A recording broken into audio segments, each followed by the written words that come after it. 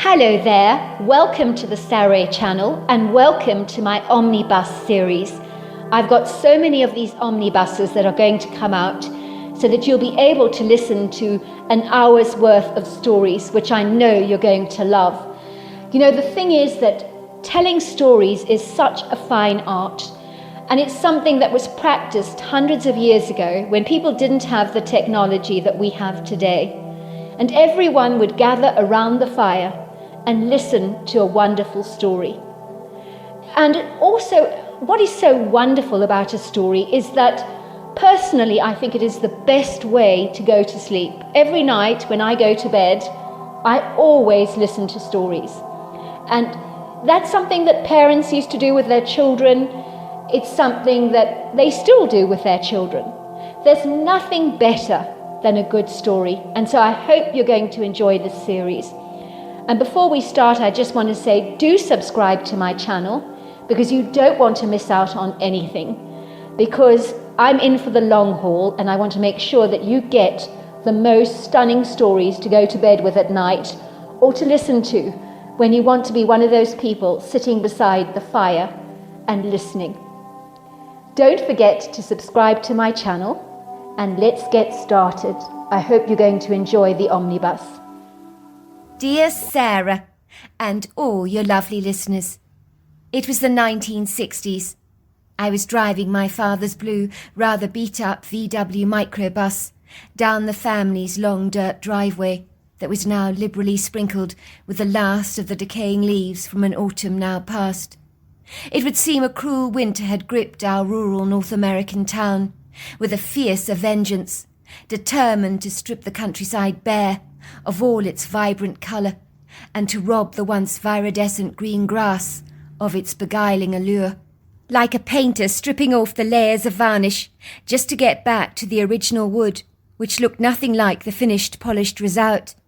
The countryside was drab and uninviting, tainted with that fatigued, washed-out, dreary brown look, where everything looked exactly the same, the trees rudely naked, their skeletal boughs devoid of any modesty, their lofty silhouettes, once proudly boasting opulent green finery, stabbed the smouldering pewter sky like jagged, uncongenial claws. I loathed this time of the year, when the countryside became like an artist's bland canvas that was begging for a splash of vibrant colour. Of course, when the first snows of the season arrived, the landscape became beautiful once again, like a gleaming white rose, with piercing, sharp, jagged thorns, as snow, although dramatically breathtaking, could be deceptively treacherous. I always found that the in-between interval, from the end of autumn to the beginning of winter, was the most uncongenial time of all. The tired-looking environment was like the naked emperor who realizes to his horror that he's wearing no clothes. The weather was hostile, relentlessly stubborn at this time of year, its desire to lay the washed-out environment hostage to its charge.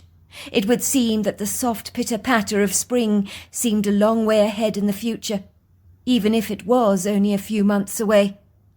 I had been out of town for a couple of days to visit my girlfriend Madison Riley in a neighbouring state, but things had ended badly when she told me it was over between us and she'd met someone else. She had told me this when I was about to leave at the end of a pleasant weekend we'd spent together.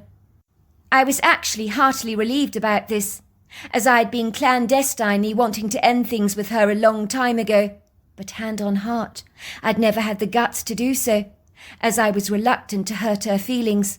She had saved me the trouble, but it still irked me that I'd been so quickly replaced with someone else. Let's just say that was a monumental blow to the male ego, and a nasty kick to the guts.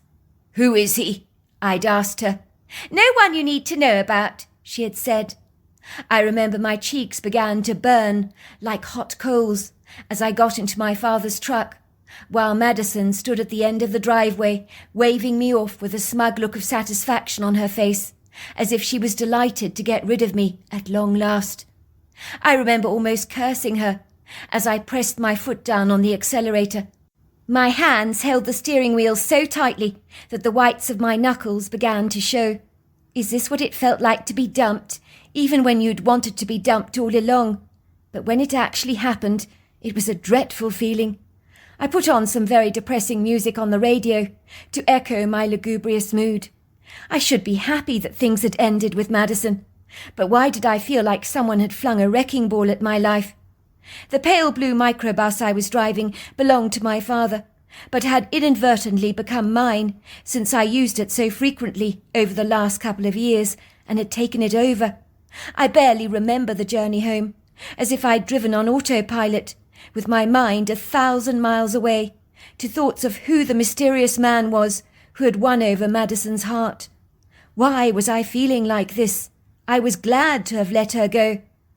The van rattled precariously, jolting and juddering unsteadily as it approached our familiar, perfectly symmetrical farmhouse, with box sash windows, pale green shutters, and a coal-coloured slate roof that was nestled contentedly against the distant backdrop of the smouldering sculptural mountains that in the furthest distance looked like they were all but smudged like a blue-grey blur on the horizon, sprinkled magnanimously with a light scattering of snow.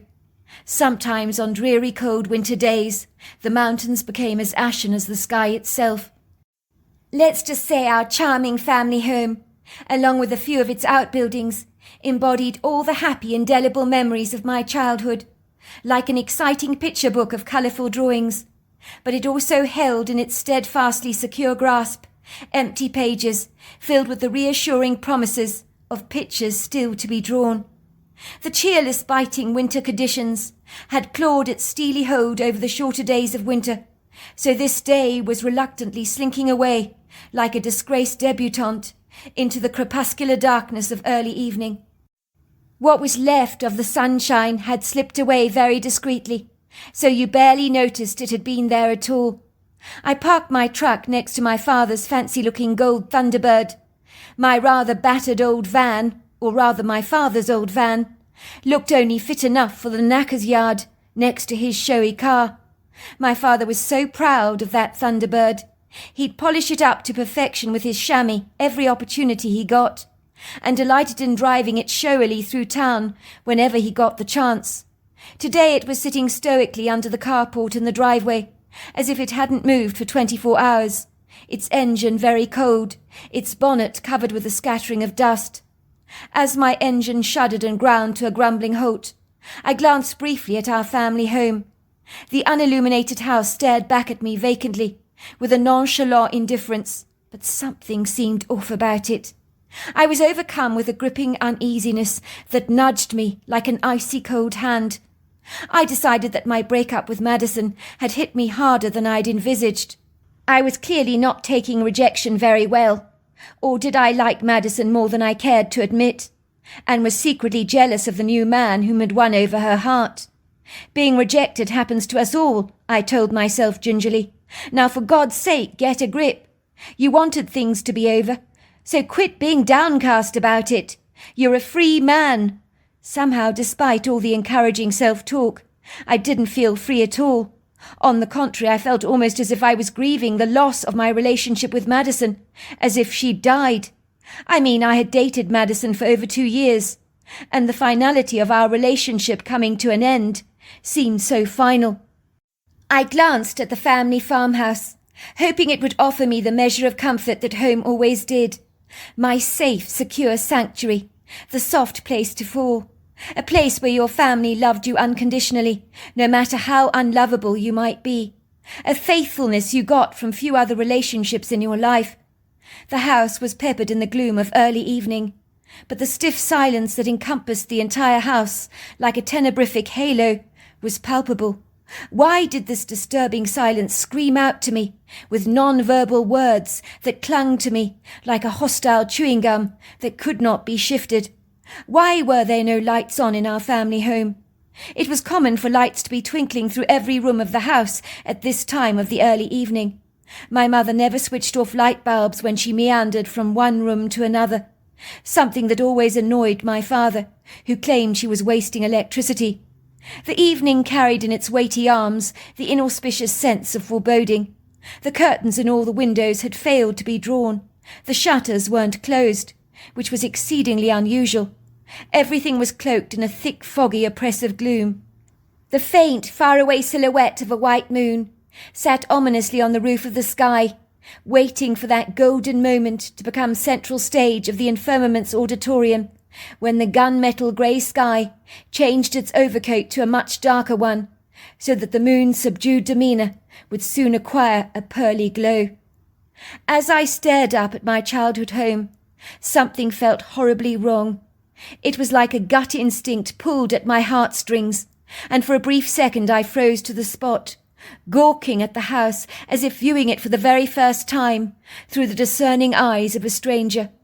Normally our large maladroit dog Tyson, an ungainly clumsy bundle of fur that was all legs, who was an Irish greyhound cross, would be making a big commotion by now when he heard my truck in the driveway. He'd be scratching at the door frantically to get out, barking furiously to alert the house to my arrival. But there were no barks coming from the house. In truth, I was expecting the front door to be flung open by my father, followed by Tyson, who would come flying out of the doors like a rocket launched on padded paws. But there was no sign of him anywhere. By now, this rambunctious furball should be ungraciously knocking over everything in his path just to get to me. But I was just greeted to an unwelcome still silence that sent chills down my spine. I unwillingly climbed out of the minivan, with a vacillating hesitancy, my reluctant boots dragging the pebbles beneath their rubber soles, creating that crunching sound. The trepidation that overcame me was one of impending dread.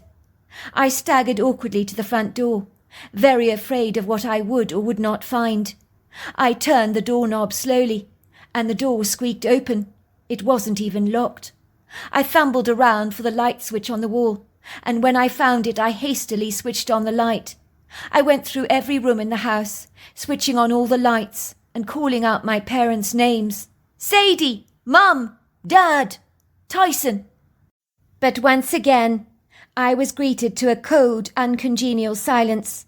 No one was at home, and yet my father's Thunderbird was still parked in the carport.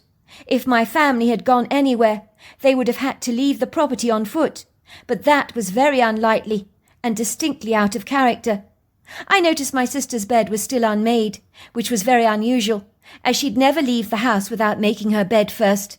It was when I entered the kitchen that I was struck by how hot the room was, and that was when I noticed the electric hob was burning away brightly.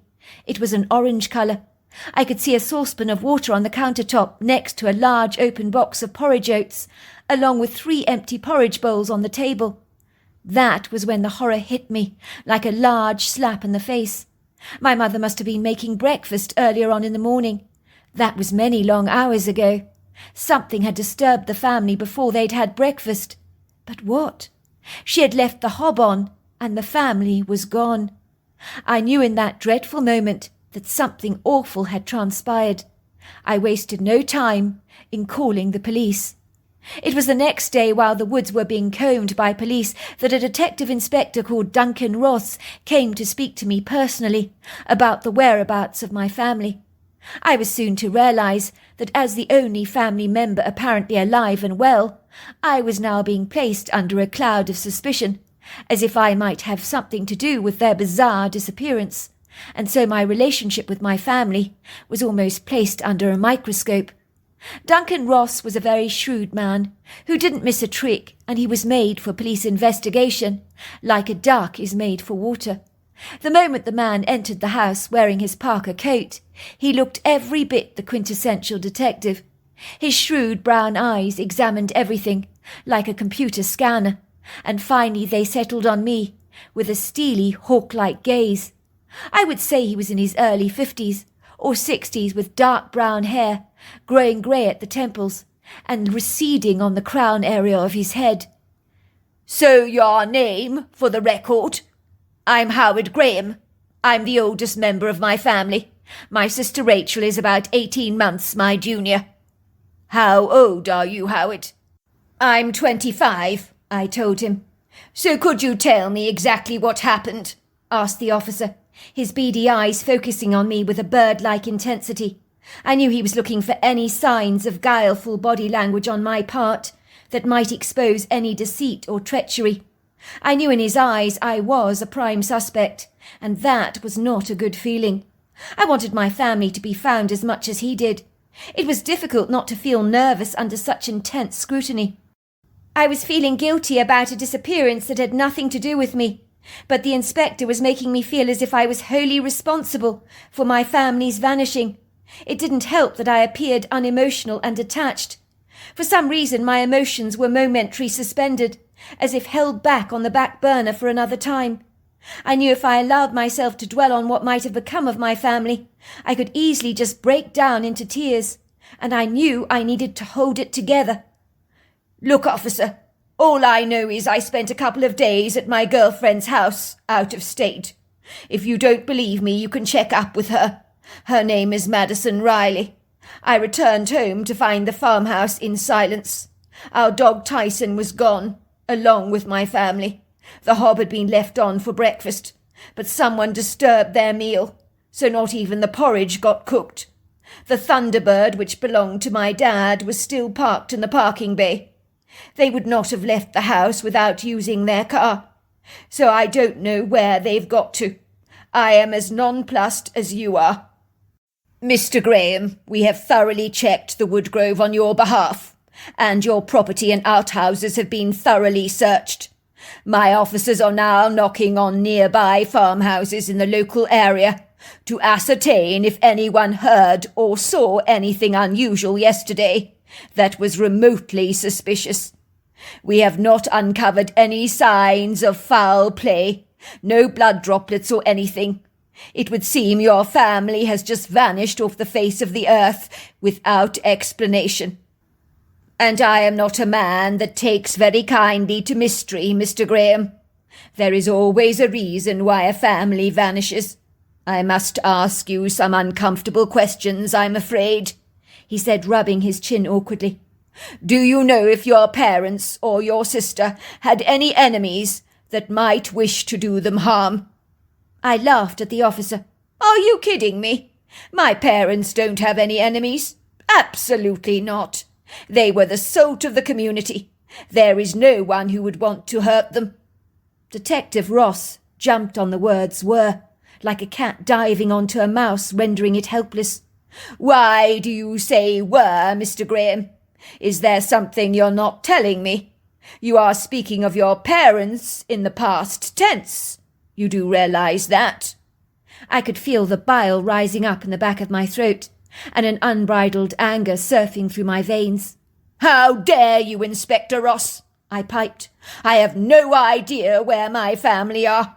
If you must know, I fear the very worst has happened to them, so I'm sorry if I'm speaking about them in the past tense. But what am I supposed to conclude when I don't know where the hell they've got to? I know in my gut something bad has happened to them, and I'm not sure they're still alive. If they are alive, someone would have seen them, surely. Something is terribly wrong. And instead of quizzing me, Inspector, you need to find out what the hell is going on, and what has happened to my family. You should be looking for them right now as I speak, not questioning me like this." It was in that moment that a huge bundle of fur came dashing and bolting into the farmhouse, running towards me, with a grinning police officer following closely behind. Before I knew it, I had been covered with hundreds of licks from his long, pink, wet tongue, while his enthusiastic tail thrashed all over the place. Tyson was so glad to be back home, but where on earth had he been? "Someone's pleased to see you," said the officer. "Where did you find Tyson?" I asked incredulously, wrapping my arms affectionately around my rapturous dog. "Someone found him wandering around town, looking hopelessly lost. A woman called Mrs. Robinson claims the dog belongs to your family. But the question is, how on earth did your dog end up in town? It's at least 30 minutes away from your farmhouse." "I have no idea. I'm as mystified as you," I said. "I wish I could speak to your dog," said Detective Ross. "Maybe he could give us some insight into what happened to your family. The longer we're left without any answers, I'm afraid to say the more grim the long-term outlook is." The detective sighed as he looked at me warily through his steely grey eyes. "I've worked as a detective for over 27 years, Mr. Graham. I have found my instincts have never failed me yet. and I have a good feeling about you. I believe you're telling me the truth about your parents, and that you have nothing to do with your family's disappearance. But something untoward happened to them. I believe that unbeknown to you, that you might in fact hold the missing link to this paradoxical mystery that may help us uncover what happened to your family. I need you to think about this very carefully, Mr. Graham. Something disturbed your family at breakfast yesterday morning, when your mother was preparing porridge. But what? I cannot imagine. We searched your house for any signs of a robbery, but your mother's jewellery is still intact in her jewellery box, with expensive pieces accessible to any opportunist, but nothing was taken. There is also a sizable amount of money, I've noticed, in a glass jar on the kitchen shelf over there. That was not taken either, and is very conspicuous to anyone who's got money on his mind.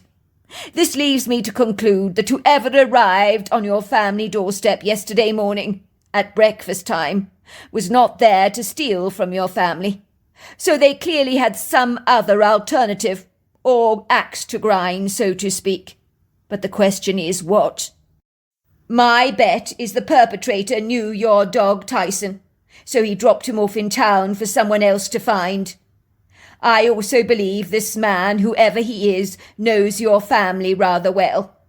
Are you sure there is no one who has had an unfortunate altercation with your parents? Someone they might have offended, perhaps? I want you to really think about this, Mr. Graham. You could easily have overlooked something. I don't know of anyone who'd want to harm my family, I said. I know my mother hasn't spoken to her sister Isla in years, but I'm sure this kind of thing happens in families a lot. I know they fell out over something trivial when my mother was in her 20s, and they've never spoken to each other since. Isla lives in Boston. She's got a superior stuck-up attitude. She's married to a university professor and thinks she's better than everybody else. I used to see her at Thanksgiving and Christmas. My mother barely exchanged pleasantries. After my grandparents on that side of the family died, well, they never saw each other again, as the Christmases and Thanksgivings spent with that part of the family came to an end. I know I have a couple of cousins, 2 girls my aunt birthed about 15 years ago, but I've never met them before. Good, Graham, you're thinking outside of the box. But do you really think your mother's sister Isla hated your mother enough to wish her harm? Said the inspector, looking doubtful. No, absolutely not. Isla may be stuck up, vindictively snobbish, full of her own self-importance and the trappings of a luxurious lifestyle. But I assure you she's not a murderer. She'd never harm her sister. They might not have any time for each other anymore, but that's about it. I don't think she'd wish my mother any harm. And your father? Has he offended anyone that you can think of? Anyone that would want to harm him? Well, he did have a couple of disgruntled employers working for him, who were pilfering on the job, so he sacked them on the spot. I know one of the men was begging for his job back, but my father refused, saying that once the trust is broken, it can't be repaired. I remember the man told my father he'd live to regret it, and he needed to watch his back from now on, that he was dead, well, a dead man walking, so to speak. But I think he was just venting his anger. He was upset for being sacked. I don't think he really meant to act out on his threats. But then again, what do I know? So you say your father sacked this man at the hardware store that he runs in town? Is that right? That's right. Most of the staff he's hired over the years have been diligently loyal and honest. But you always get 1 or 2, don't you, that will invariably let you down, who just can't resist dipping their hands into the till. And my father will usually let them go. You can't hire people you don't trust. Of course you can't. This man who started issuing threats to your father, what was his name? Said Detective Ross, pulling out his pen and paper and scribbling down some notes. I think his name was Tiger. That's what everybody called him. I'm not sure what his real name was. He was a bit rough around the edges, but my father said he was harmless. I met him a few times. I could not imagine him harming my family. My father was never worried about the threats. He said it was all just hot air. You would be very surprised, Mr. Graham, very surprised indeed. Some people don't issue idle threats for nothing. If they might indeed seem idle at the time, but they might be anything but. I have seen people in my line of work killed over the silliest things. Some people act out on their fury, and losing a job can infuriate some people enough to bring about an impassioned desire to seek revenge. I'm going to need to speak to this tiger character. He's a person of great interest in this investigation, it would seem. What about your sister, Mr. Graham? Has she upset anyone? Disgruntled boyfriends, perhaps, that might feel as if they've been thrown to the wayside? A lover spurned? You know the kind of thing I'm talking about. Let's see. My sister Rachel, she's quite pretty. She's never been short of admirers, so I'm sure she's turned down many boys over the years, and broken her fair share of hearts along the way. I know she did end things with her boyfriend recently. As far as I know, things ended amicably between the two of them, but then my sister doesn't rarely discuss her relationships with me. What was her boyfriend's name? The one she broke up with? Everyone calls him Falcon. I'm not sure what his real name is. How long did your sister go out with this Falcon character, Mr. Graham? I think about 8 months or so. It could have been longer, I'm not sure. Did you see them together as a couple? Of course. My mother invited Falcon around to the house quite frequently. He often joined us for family meals, but he was never very chatty. What was your impression of him? I looked up at the detective in surprise. I've never really liked any of my sister's boyfriends. She's got lousy taste in men. I tell her that all the time, of course. She seems to pick all the losers. I didn't like Falcon. He was a bit intense. I think he was much more into my sister than she was into him. I remember at dinner once he was holding on to her hands so tightly his knuckles were clenched, so that I could see the white showing. My sister wanted to push him away. She was struggling to eat with one hand. She giggled and said to him, "What are you like, Falcon? If you don't let go of my hand, I'll spill the spaghetti sauce all over you." I noticed my parents were giving each other rather wary glances, as if to say, "Look what we've got here. A man who won't let our daughter go." They didn't like the way Falcon was always possessively touching my sister, as if he owned her like a piece of property. He had to have his hand on her knee or on her shoulder or on her arm all the time, as if he was laying some kind of a claim on her. My mother said afterwards it was possibly because it was early days in their relationships. "Interesting," said Inspector Ross, rubbing a hand through his hair. "Unfortunately, as fathers, we can't always choose or dictate to our children who they choose to date. But I don't like the sound of this Falcon fellow. He was obviously obsessed with your sister, so he's another person of interest to this investigation. So when did this relationship end?" "I think it was a week ago." "Your sister said to you it had ended amicably, but you only have her word for it. How do you know this Falcon fellow is not nursing some very sore wounds brought on by feelings of rejection? I think I need to have some words with him." That evening, after meeting with Inspector Ross, my mind was naturally all over the place. I knew I was unlikely to get any sleep that night, if the past day was anything to go by. I was not an emotional person. I never had been. I'd learnt from an early age to rein in my tears, so I was surprised to find myself sobbing. I had this overwhelming sense of loss consuming me. I was certain I'd never see my family again. I was sure they were dead.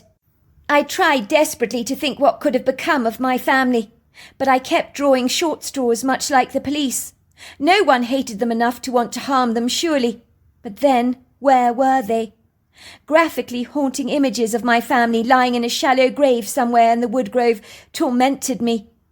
That evening, after my harrowing interview with the inspector, it turned out to be rather a cold night, with a blustering wind beating furiously against the panels of the farmhouse. I was sitting back on the couch, my feet cushioned under the great big fur ball of our family dog Tyson, who I believe could sense something was off, without my family around. He had become unusually subdued, as he slipped into a deep sleep. A cosy fire was crackling in the hearth.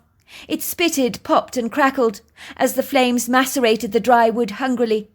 The forlorn photograph album of family pictures was lying strewn at my feet. I had spent the last couple of hours sifting through family photographs and reminiscing. I had drunk a couple of bottles of beer to calm down my frenzied nerves. I slouched back on the couch, and my drooping eyelids surrendered to sleep. I think I drifted off for about 40 minutes or so. All of a sudden I was woken to a curious rapping sound. At first I thought it was the cherry tree on the side of the house banging at the eaves. Whenever the wind blew against the house, the cherry tree would bang noisily against the eaves. I soon realized that the knocking was precise, as if someone or something was knocking at the patio window, determined to get my attention. I immediately scuttled over to the sliding doors of the wraparound porch, where I believed the noise was coming from. I hurriedly grabbed my father's rifle, and of course a flashlight. Someone was out there, I was sure of it. My heart began to bounce around my chest, beating furiously. I stealthily pushed back the glass sliding doors that rolled back smoothly on their hinges. I stood on the wooden decking and glanced around me, but it was impossible to see a thing. The spirited wind whipped at my clothes, its icy fingers clawing ferociously at my skin. The sky was a velvety black, the stars obscure, like distant diamonds thousands of light years away. The ivory moon seemed bashful and demure, as it peeked through the tenebrous sky, like a reluctant stranger. I flashed my torchlight around, only to be greeted by the dark, ambiguous shadows from beyond the patio. I could see the lofty silhouettes of the trees, the vegetation, the outside farm buildings, but not in detail. Everything was sucked up in this murky oblivion, so that shapes became distorted and almost menacing. I heard something tinkling, and then whatever it was landed very lightly on my boots. I reached down to the top of my leather boots to retrieve it. To my amazement, it was my mother's silver necklace, with a diamond heart-shaped pendant that she wore every day. It had been given to her as a present on her 20th wedding anniversary from my father, and she never ever took it off. Where did it come from? Was someone toying with me?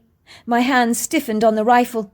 I was half expecting my family's abductor to show himself to me personally and appear out of the looming shadows. Perhaps he'd come to get me, to finish off the last surviving member of my family, with a blow to the head with a sawn-off shotgun. Perhaps I'd be joining them in a shallow grave. That was when something moved out of the shadows, causing me to nearly jump out of my skin. That was when I saw her, bathed in the full light of my torch. What I was seeing was not a regular human being. This was another human species staring at me through benevolent, deep-set dark eyes that portrayed an urgency. The hairy human being, whatever she was, looked rather reticently inclined, but she had shown herself to me on purpose. Of that I was most sure. I was so baffled by what I was perceiving that my mouth hung open and my eyes nearly popped out of my head. I think it was a bit like if I was a wild zebra seeing a horse for the very first time. I would sense it had much in common with me, but I would recognize its obvious differences. I knew right now I was looking at a human being that was remarkably different to myself in every regard, but also so incredibly similar. But her emotional intelligence was very apparent, and her kind expression cast away all my fears. The creature was female and intimidating in size and girth. She towered at a ponderous 8 foot tall and 4 foot wide across the shoulder area. She was covered in long, flowing dark hair. I quickly pulled the sliding door shut, as I heard Tyson padding over to the door, barking excitedly. I didn't want him bolting out and jumping over this unsuspecting stranger. The creature's face was heart-shaped, with a prominent brow ridge that was heavily furrowed, a small flat nose, an angular jawline, and high cheekbones. I don't think she enjoyed the light of my torch scanning her so intrusively, but she held up to the scrutiny with a resigned acceptance, as if she understood my need to study her closely. I was holding the necklace in my hand that the creature had dropped at my feet.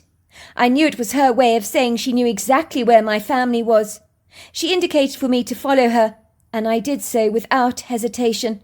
I thought she was going to lead me to graves of my family members. That's all I could think of. I could sense she wanted to help me. The creature, who I now know all these years later was a Bigfoot, led me to the woodgrove. I remember thinking my family are not here. If they were, the police would have found them. So I was mystified as to why she was taking me there. The forest was uncongenial, hostile even, but then again I'd never ventured into the woodgrove late at night. It was bodefully airy. It felt as if the towering congregations of trees were whispering about me among themselves. Soon the creature had stopped outside a towering oak tree that I knew very well from my childhood. It was on the fringe of the woodgrove, in an area so often overlooked.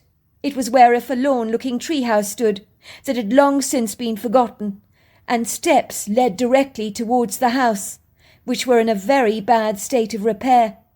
The treehouse had been built by my father's father, and we had played in it as young children, until my father had decided it was a safety risk. It was strange to think that when the police had been combing this area, looking for my family, they probably had not investigated the treehouse. But to be fair, it was very well camouflaged by the brown winter foliage. The creature pointed to the tree, and I heard the words in my head, "In there." She stood there watching me as I climbed up to the top of the treehouse, my foot almost getting ensnared in one of the weathered steps that cracked open when I stood on it.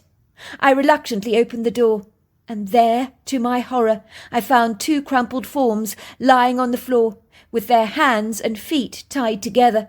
It was my father and mother, tied up like common criminals, looking as if they were half dead. I felt for a pulse and realized that my father and mother were still alive, seriously dehydrated and exceedingly cold. If I didn't get help now, they'd surely be dead. When I bolted out of the treehouse, the female Bigfoot was waiting for me. I thanked her for showing me the whereabouts of my parents. She nodded and glided away, while I returned home to call the police.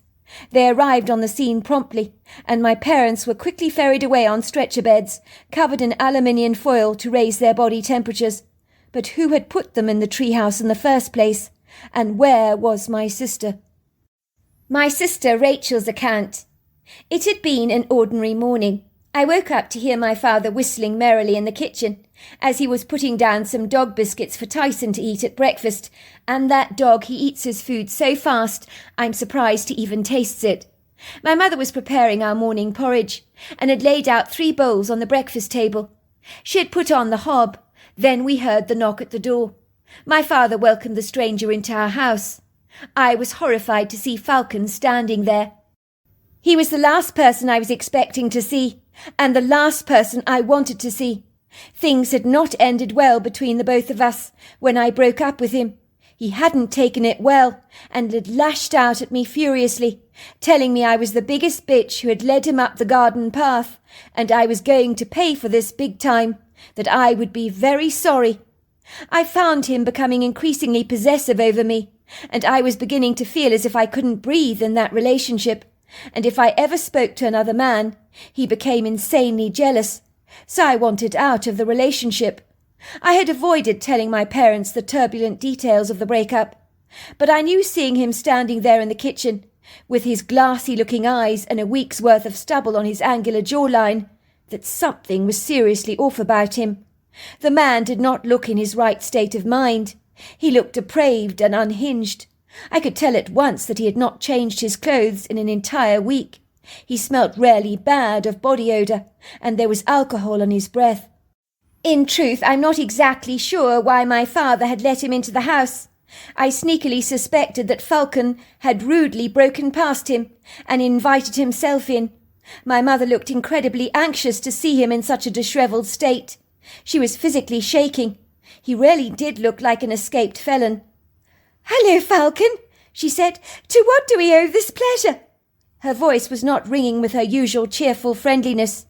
My father, immediately sensing something was wrong, was about to make a beeline for his rifle cabinet when Falcon pulled out a revolver on us and told us to do exactly as he said.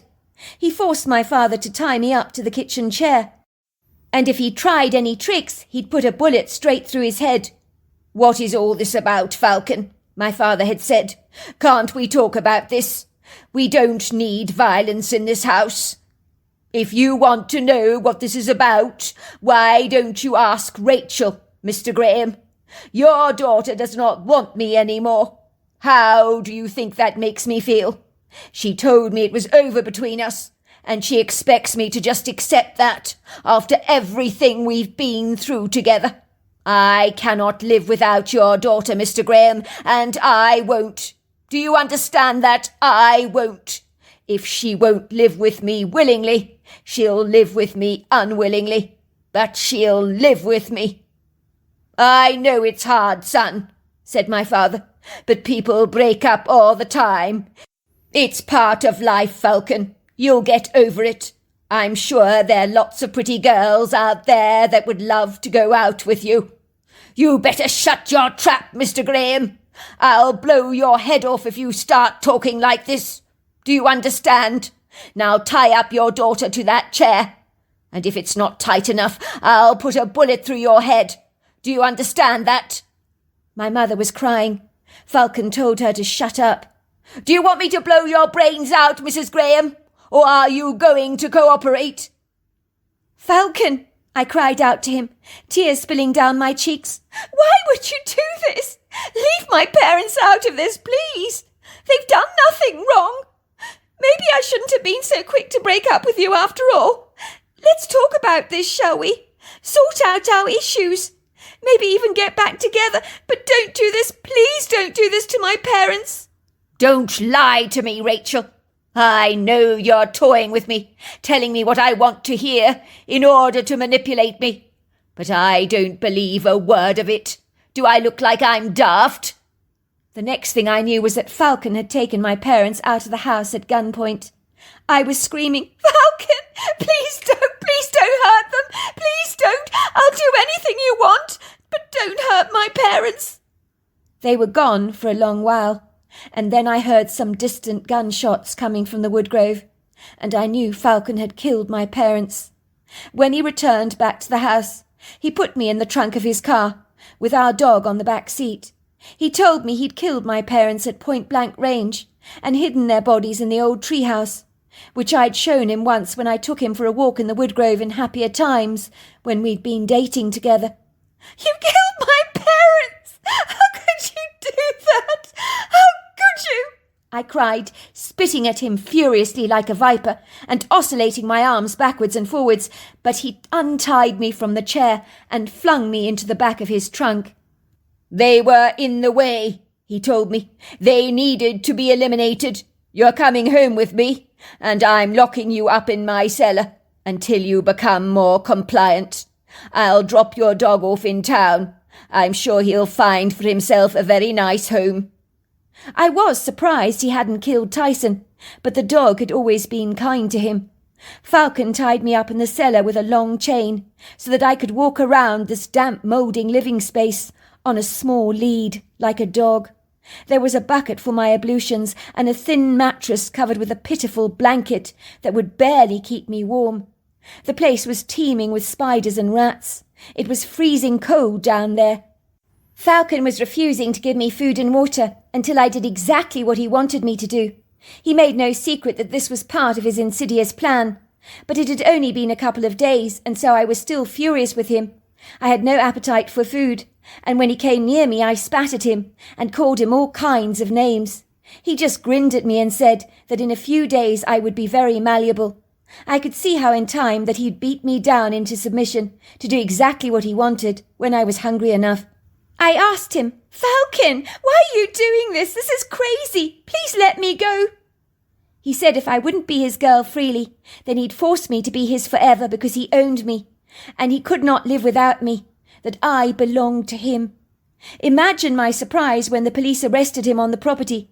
They rescued me from the cellar and assured me that both my parents were recovering in hospital but were suffering from dehydration and a touch of hypothermia. I couldn't believe they were alive, as I'd heard Falcon firing shots that I was certain had killed both my parents. That was what he wanted me to think, so that I'd be ever more terrified of him, and he would assume greater control over me. It would seem both my parents lost their voices from screaming so loudly for help, which had been a grievous mistake on their parts, as no one would have heard them. So when the police were searching for them in the woodgrove, they hadn't been able to cry out, as they had lost their voices. Their throats were badly parched, as they hadn't drunk anything for hours. They did try to get attention by stamping their feet, but the gale-force winds meant that the bangs that they made weren't audible to the police. One of the policemen spotted the old treehouse and intended to look inside it, but he got distracted and forgot to search the place. My parents claimed that on the second night of their incarceration in the treehouse, they heard something climbing up the ladder to the top of the treehouse, opening the door and letting out an audible gasp. They saw a tall, lofty figure standing there covered in long hair, with deep-set dark eyes that they described as a hairy lady. She seemed so kind, also rather bewildered to see my parents. They begged her to get help for them, even though they were very weak, and were drifting in and out of consciousness, as it turned out that Falcon had given them both a rather nasty blow to the head, with the back of his fists. My parents knew that the hairy lady would not fail them. It was as if she understood what they were asking of her. My mother handed the Bigfoot her necklace. "Give that to my son," she said. "He'll know it's mine." The Bigfoot had nodded, and my mother was filled with a great peace. My parents were both certain that Falcon was going to shoot them dead on that day, in the woodgrove, and leave their bodies for the scavengers to enjoy. They were very surprised to be bundled up in the old treehouse, with their hands and feet tied together. They thought they might be able to escape, but they couldn't remove the ties from their hands and feet, despite trying everything. The Bigfoot obviously decided to call on my brother for help, as both my parents were in a rather bad way. It was a few hours later that my parents were rescued and taken by ambulance to the hospital. The police asked Falcon why he had pretended to shoot my parents, and why he had left them bundled up in a treehouse like that. He claimed that when push came to shove, he couldn't pull the trigger. He decided after giving them both big bangs to the head that if he left them tied up in the treehouse, they would soon die of natural causes, like dehydration and hypothermia. He hoped this would take them out, rather than a bullet. I think he was reasonably confident that both my parents would die up there, but no one banked on the fact that my parents would be rescued by an ambiguous creature known as a Bigfoot. I was glad to see that Falcon faced charges of kidnap and attempted murder, and so he was locked away for a very long time. "How did you know your parents would be found in the treehouse?" my brother was asked by the inspector, to which he replied, "I just realized it may not have been searched properly." My brother didn't want to tell him about the hairy lady he'd encountered, as he knew that by nature she was reticently evasive and had stepped out of her comfort zone to help out our family. He decided not to blow her cover. Not that his account would be believed by the police, of course, and I doubt that one as evasive as her would be found against her will, although I hasten to say we never saw her again, but are forever grateful that she intervened in our lives, when her help saved our family from almost certain death, and me from becoming a slave to Falcon. So there you are. That's my story. Dear Sarah, and all your lovely listeners, it was a Friday night in the early summer of 1982, and Lily Swanson had been waylaid, held up as usual. Why was she not surprised? This had happened to her yet again. She was second in command at the recruitment agency where she worked, diligently with her partner Peter Wallace at her side. They'd been running the recruitment agency for over 7 years, and in the last 4 years the business had boomed. The inevitable payoff after much arduous hard work that had cost them both blood, sweat and tears, and cemented between the two of them a firm friendship, born about from some tumultuous roller-coaster rides of emotional highs and lows. On this rather unfavourable, less than auspicious day, everything had gone terribly wrong for Lily, in her dealings with difficult, very demanding clients. It would seem the weight of the business had fallen onto her very slim shoulders, and without Peter Wallace by her side to save the ceiling from collapsing in on her, things hadn't been easy. If anything else, the day had given her a brief insight into how invaluable Peter Wallace was for their business.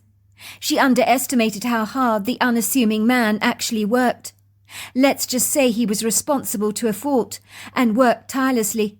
He was always the first in the offices at the Exchange recruitment agency in Portland, and the very last to leave. Indeed, the providential Peter Wallace was one of those well-groomed men, always meticulously turned out in his pinstriped suits and debonair colourful ties, that always brought a splash of colour into the offices on some of those laboriously mundane days, when the only view in the office was the beige walls and a piece of drab contemporary artwork done by a less than inspiring artist who had divorced colour from his canvases and had developed a love affair with grey and, of course, white. Peter Wallace would breeze into the offices like a cool wind blowing over the Atlantic, with an unflustered face. He was one of those insanely successful people who made things look so effortlessly easy when they were anything but.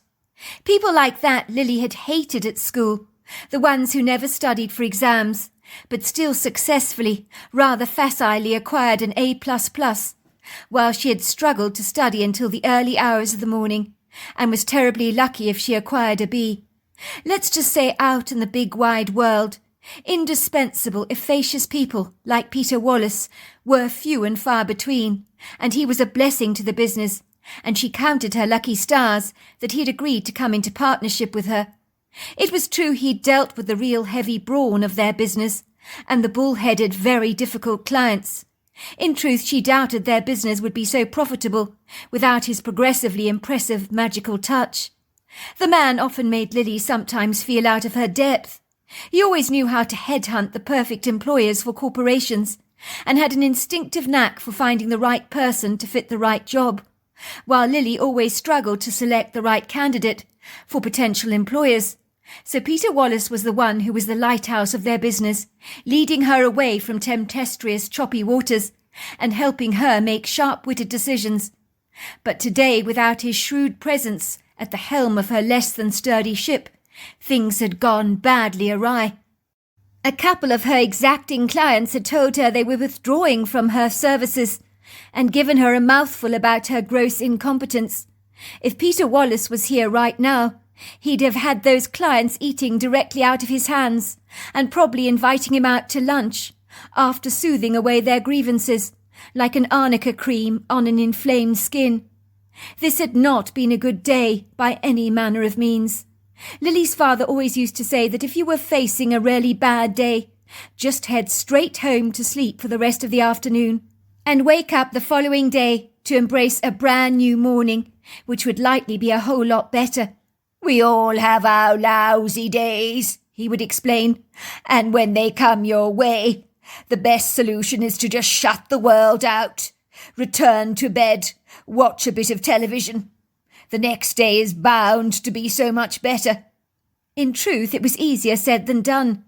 Lily couldn't abandon the agency with so much to do. Things had piled up during the day exponentially, especially without Peter around to ease the load. Why did he have to be away with his wife in Florida? On this occasion she had intended to leave the offices in the late afternoon, but it was now already early evening, and she had no idea how she was going to get through all this workload without Peter's invaluable help. Now, given the late time, she had to put the work aside. It would have to wait until after the weekend. She had some more pressing matters to attend to that demanded her immediate attention. Lily had accepted a dinner invitation from her boyfriend's parents that lived in a rural area, an hour's drive from Portland. Now she wished with all her heart she had declined the kind invitation. She was feeling fatigued. There was nothing she'd rather do than return to her own apartment and enjoy a glass of white Sauvignon Blanc while watching a movie and crashing out on the sofa. She was so weary and enervated from the day, like an alpine flower wilting in the valley that has been beholden to the uncongenial heat of the sun all day and feels completely faded. The last thing she wanted to do was to have dinner with Alice Montgomery, who'd become the thorn in her side in recent months. She knew Mrs. Montgomery had already made up her mind about her, from the very first moment they'd met. In truth, she thought no one was good enough for her precious son. And although she had expressed her misgivings about Lily, she had done so in not so many words. So if Lily didn't turn up for dinner tonight, the already precarious, rather fragile relationship she had with Mrs. Montgomery, fraught with tension, was likely to end up on very shaky ground indeed. What was it that Mrs. Montgomery had said to her the last time they'd spent an evening together? She shuddered as she recalled the incident. The slender, willowy woman had risen from her chair, looking like an elegant ballerina in her graceful repose, wearing her black halter-neck dress with a string of pearls and an elegant pair of glitzy sandals on her perfectly manicured toes.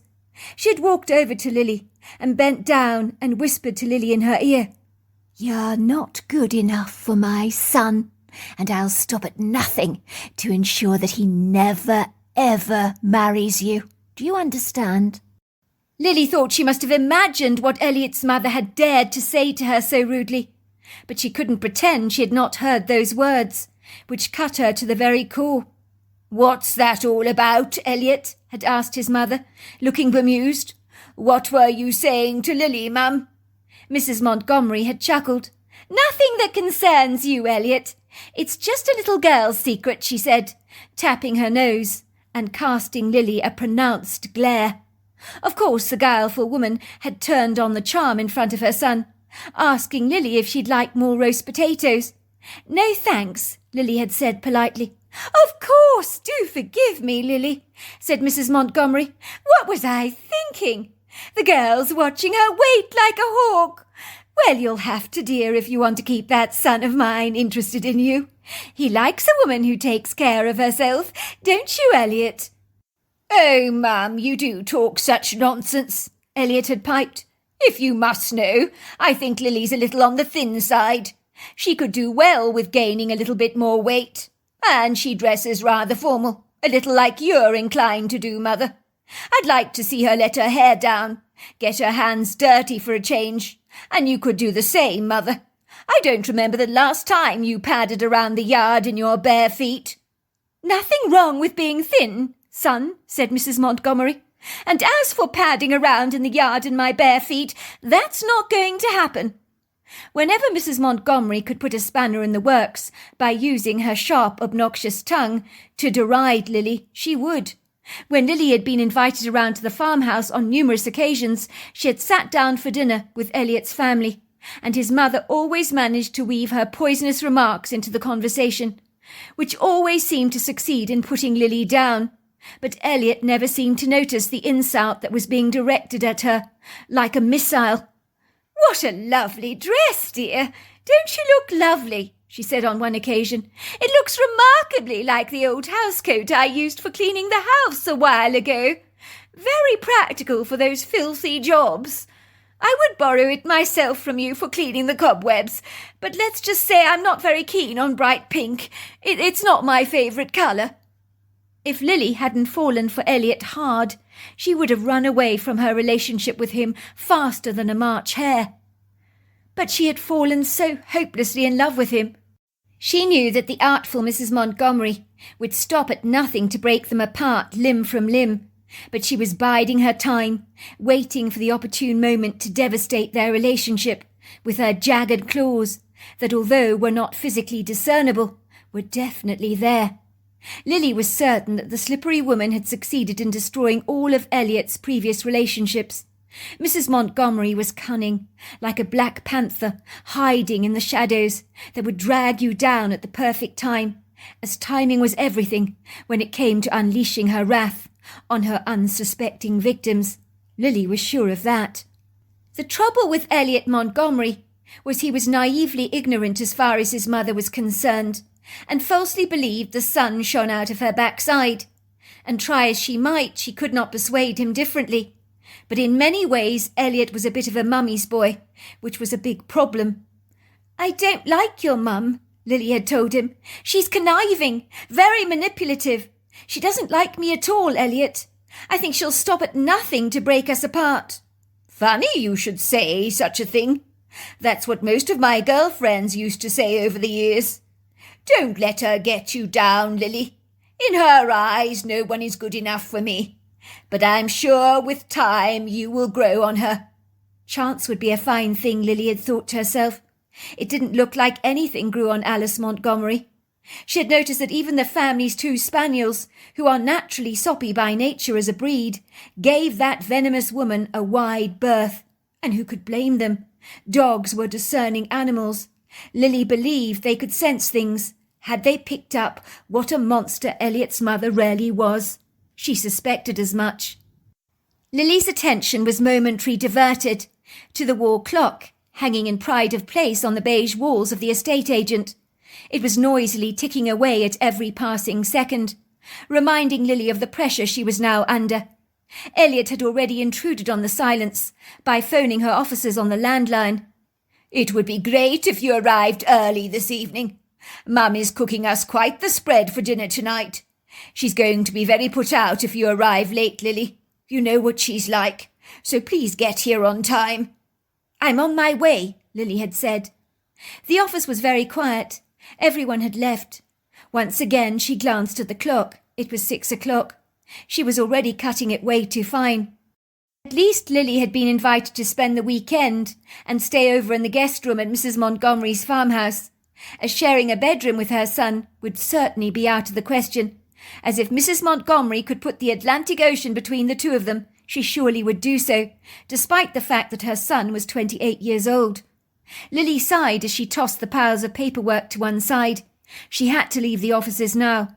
She didn't have time to change into something more casual for dinner. She was stuck wearing her business suit, and she could already hear Mrs. Montgomery's scathing, condescending comments about the way she was attired for dinner this evening. It was too bad. She couldn't do anything about her appearance. She had to get moving, or she'd be late for dinner, as it was an hour's drive to the Montgomery farmhouse. Lily reluctantly locked up the offices and moved towards the carport, where her maroon Ford Mustang had been parked during the day. The bonnet was surprisingly warm for early in the evening. She reluctantly climbed into the truck, hauling her overnight suitcase into the front seat, along with a bottle of high-quality wine she'd bought for Mrs. Montgomery. Not that the woman would appreciate any generous gestures on her part, or high-quality wine for that matter. Lily turned up the dial of the car radio as she drove through the bright lights of Portland until she got deeper into the heart of the countryside, where she found herself driving down quaint rural roads without a street light in sight. Elliot had shown her a shortcut to their property, but everything at night was so ambiguously obscure. It was hard to navigate her way down less than accommodating dirt roads that caused her rattling truck to judder and jolt precariously, and the bottle of red wine to roll around and shake in the front seat. The road she was travelling down was full of cracks and miniature potholes, and every now and then pebbles would ting against the lower grille. "I shouldn't have taken this shortcut," she chastised herself. "I'm making things twice as long for me. I don't know where the hell I am now, and I can't see a street sign anywhere. This is all I need." She had dreadful visions in her mind of Mrs. Montgomery's triumphant, self-satisfied, smug face as she arrived for dinner late. It would be another notch to her bedpost to prove to her son Elliot that Lily was an unreliable girlfriend who would always let him down. "Hello, dear," she would lightly say. "I see you couldn't make it in time for dinner. We can't accuse you of keeping us all waiting, can we?" She'd lightly smirk. "Now, thanks to you, dinner is stone cold. But don't mind us." She glanced at the clock on the dash. It was 7:15. She was expected for dinner at 7:30, and she knew she was lost. How would she get to the farmhouse on time, when all that she could see ahead of her was the road, washed under the bright scrutiny of her car lights? But on either side of the road she had passed rolling meadows and embankments clustered with large congregations of ponderosa pines and Douglas fir trees. But she hadn't seen a single farmhouse for miles, and the moonlight tonight was scant, for it was hidden behind a thick, foggy cloud cover. There was no traffic on this quiet, super-skinny road, so Lily felt incredibly alone, very isolated. The road had become so narrow that you could barely swing a cat. In a trice she almost went thundering into the back wheel of a motorcyclist that she hadn't even seen. It seemed as if he had appeared from nowhere. Lily's car lights revealed his black leather biker's jacket and beaten-up helmet. She clenched her body tightly, in readiness for an impact she was expecting to happen. She couldn't slow down her car in time, nor could she swerve out of the way or skillfully overtake the motorbike when there was no space to manoeuvre her car. The motorcyclist was far too close for comfort. Why was he not accelerating down the road faster to get away from her car, she wondered. She was slamming down her brakes hard. Things steamrolled forward far too quickly for comfort, so Lily was bracing for this impact. She shut her eyes as she waited for the crunch of metal, but the motorbike sprang into action in the nick of time. Suddenly he put his foot down on the accelerator and whipped a hand in the air to make a fist at her. And then she watched the rear red light of his bike vanish into the darkness. The buzz of his motor could be heard a long way off after he'd left the scene. And there she was in the road, silent again. Lily's heart bounced around her chest like a tennis ball. Her fists held onto the steering wheel very tightly. Oh my God! That had been far too close, she thought, realizing that if the motorcyclist hadn't speeded away in time, she might well have run him right over. It was a sobering thought that she did not want to entertain. I hate driving at night, she told herself. I hate it. I absolutely hate it. What am I doing out here in the middle of a country road at night like this, trying to find my boyfriend's farmhouse in this dreadful maze? Finally, the narrow road seemed to widen and straighten out. She accelerated a little, picking up speed. She was barely doing 40 at this stage, but there was no time to stop for the ambiguous shape that suddenly appeared before her like a ghostly shadow. 2 silvery grey eyes glinted at her truck, and then she struck flesh and bone. She hit something hard, but the motion had swung her car out of control. For a moment the impact made her lose her grip on the steering wheel. The car spinned, and she could only see a darkness ahead of her. She jammed her foot onto the brake as hard as she could, but her truck continued to move with a mind of its own, paying little heed to her powerful braking. She found herself veering violently towards bushes and trees at a fearsome speed. The bottle of red wine on her front seat, meant for Mrs. Montgomery, was airborne. It crashed violently against the windscreen, shattering everywhere, and red wine like blood trickled down the opaque panes, looking like a scene of carnage had decimated the entire car. Her body jerked sideways and swung forward, hitting the edge of the embankment with a loud crashing sound, so the whole front of her car buckled inwards like a folding can of baked beans, bringing the car to a grinding stationary halt, which was just as well, as a little further forwards and she would have plundered straight ahead into a tall, very sturdy ponderosa pine tree, and that might well have killed her instantly. Lily gasped in astonishment. Her whole body began to shake involuntarily, like a leaf, and she could taste the bile rising up in the back of her throat. The front part of her Mustang was wrecked. Her truck was a complete write-off.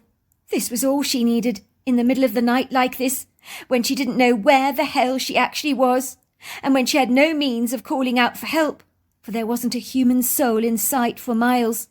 And this was a time when cell phones were a dream in the future that had not been brought into fruition yet. "I'll never take a shortcut again," she told herself gingerly. "What was I thinking? Everything looks the same at night. One country road looks much the same as another, and the signposting around here is atrocious." She glanced over her shoulders to see the animal she had collided with on the right-hand side of the road. It was lying there, staring at her blankly through its silvery eyes, with one broken antler dangling ominously over its head like a trailing vine over a wall. She had seen it seconds before impact, those eyes along with the antlers cast in the beam of her headlights. She unclasped her safety belt, and as she did so a shooting pain ran down her abdomen. But after some slow breathing exercises, the pain thankfully seemed to subside. "I think I'm all right," she told herself, but a little shocked. She staggered awkwardly outside her car, like an inebriated, unsteady drunk. Her movements were a little ungainly. She carried her flashlight in her hands. Her flat shoes were beating awkwardly against the rocky piles of pebbles that fringed the undulating dip of the embankment. She moved towards the front of her truck to get a better view of the damage that had been done. It was so much worse than she imagined. The front part of the truck was not salvageable. The arches over the front wheels were crushed against the tyres. The battery of her truck was flat and completely dead, and the headlights had been cruelly shattered. So without her torch, she'd definitely be fumbling around in the pitch black. She ran her hands across the buckled exterior, her fingers covered with a liquid warmth, which under the light of her torch she realised was the deer's blood. She manoeuvred herself around the truck, holding on to its metallic surfaces for support to steady herself. She moved towards the prostrate shape of the deer, lying over 30 feet away from her, with a silver cloud-like vapour rising above it. The creature was breathing. It was still alive. She moved reluctantly towards it, with a vacillating hesitancy. She noticed the cloud-like vapour suddenly dissipated, and no more rose up from the deer. Did this mean it had suddenly died? She hoped so. She wasn't sure she had the ability to put it out of its misery, but she hated to see suffering of any kind. She squinted into the gloom, moving towards the deer, her torchlight checking for the rise and fall of any breathing, but none came. The deer's eyes appeared to be glazed over like a dead fish. His head was slanted at an unusual angle, its antlers dangling over the head. The antlers looked like gnarled, broken branches from a tree. She could smell the pungent, musty aroma from the deer, and the coppery smell of its blood, which pooled around its body unapologetically. I need to move the deer out of the road, she told herself, even if there are no drivers around. It could inadvertently cause an accident if anybody else was to drive down this road and failed to see it. She trotted over to the animal, grabbing it by its back legs that were still very warm. She dragged it to the opposite side of the road.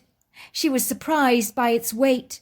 The antler hanging over its head broke away. She picked it up loosely in her hand and placed it on the deer on the side of the road, and bending down on her hands and knees, she apologized to it. "I'm so sorry. I didn't see you. I hope you weren't in too much pain." She felt so guilty for having ended this magnificent creature's life, but there was nothing she could do about it. Lily scrambled over to the trunk of her truck and pulled out her gym bag, relieved to find her sneakers buried at the bottom. With trembling hands still shaken from the desperate shock and covered in a plethora of the deer's blood, she bent down to put on her sneakers, removing her impractical pumps off her feet, which was a relief. She threw them in the back of the trunk. She pulled off her smart jacket she'd been wearing to work all day and stuffed it into her gym bag, and in her overnight bag in the front seat, under the mangled dashboard, she managed to retrieve a casual sweater and a windbreaker. Even though it was early summer, the temperature had dipped this evening, and there was a cool breeze blowing, so the towering trees around her all rustled as their needled boughs bobbed up and down in the wind. The shock of the evening had made the cold significantly more conspicuous. "I could stay in the truck till morning," she told herself, "or I could walk down some of these country roads to find a farmhouse, to get help." The night was ominously dark, as the moonlight still remained shrouded in a tenebrous cloud cover. The stars were so dim they were barely visible. It was then that Lily decided the course of action she was surely to take. As put simply, the other uninspiring alternative of remaining in her beat-up Mustang until the morning left her feeling very unsettled, and supposing it began to drip petrol, it could potentially be a fire hazard. She'd walk down these country roads herself, hopefully finding a farmhouse along the way. There had to be a one around, surely. Then she could call Elliot and tell him exactly what had happened. She could only imagine the dreadful things Elliot's mother was saying about her right now, that she hadn't arrived for dinner. "Typical! I knew that girl was trouble, Elliot, the moment I laid my eyes on her. She decided something else was far more important than joining us for dinner tonight. But did she even bother to cancel the dinner? Absolutely not. That young lady's got no manners. You're better off without her, Elliot." What would Elliot think, she wondered? Would he agree with his mother's rude appraisal of her lateness? Would he be influenced by his mother's cutting, cursory words? Very likely, she thought. Why couldn't Elliot see how much control and influence his mother had over his life? Lily shrugged her shoulders. There was nothing she could do now about not turning up for dinner. It was too late. She just needed to find a farmhouse, organise someone to tow her away in the morning. The car would eventually end up as scrap metal. She'd have to find a telephone to make some phone calls. Maybe Elliot would come and collect her from a local farmhouse. As Lily continued to walk, she discerned the sounds of cracks and pops of branches that came from the opposite side of the road. Every time she walked, she could hear something else ambling opposite her on the slightly raised embankment that was thick with lofty, towering trees that were veiled magnanimously in dusky showers of twilight. Was she being stalked, she wondered, and if so, by what? She was alone on this road, so the hairs on the back of her neck stood up on end, and her heart began to beat around in her chest, and a smattering of sweat bespeckled her forehead. She tried to wipe it away with the back of her hand. She picked up speed, but whatever was walking alongside her, masked by the trees, appeared to be walking in unison, copying her every move. When she stopped, so did it. She was certain she was being followed by some kind of predatory beast. Lily felt a fear gripping her heart. She regretted not staying with the truck out there on the road. She was vulnerable, as anything loitering in the dark shadows could pounce out on her and drag her away for a quick, easy meal. A mountain lion, perhaps, or a cunning pack of coyotes, as they could easily outsmart the likes of her. Lily picked up speed, as well as a long piece of timber she found lying on the side of the road that she could use as a weapon. In her haste, she ambled over some loose stones in the road with an increased speed that lay in wait for her like a guileful trap, so that her steady gait was removed in a trice, and she found herself ungainly, stumbling to the ground. She tripped and landed flat on her face with a mighty thud, badly grazing the back of her hands and the corner of her chin and lip. She could taste blood spurting in her mouth, while a shooting, insufferable pain seemed to spread up her ankle, and she realized she'd sprained it quite badly. This was all she needed.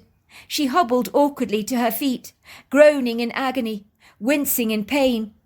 All of a sudden she sensed something was looking directly at her.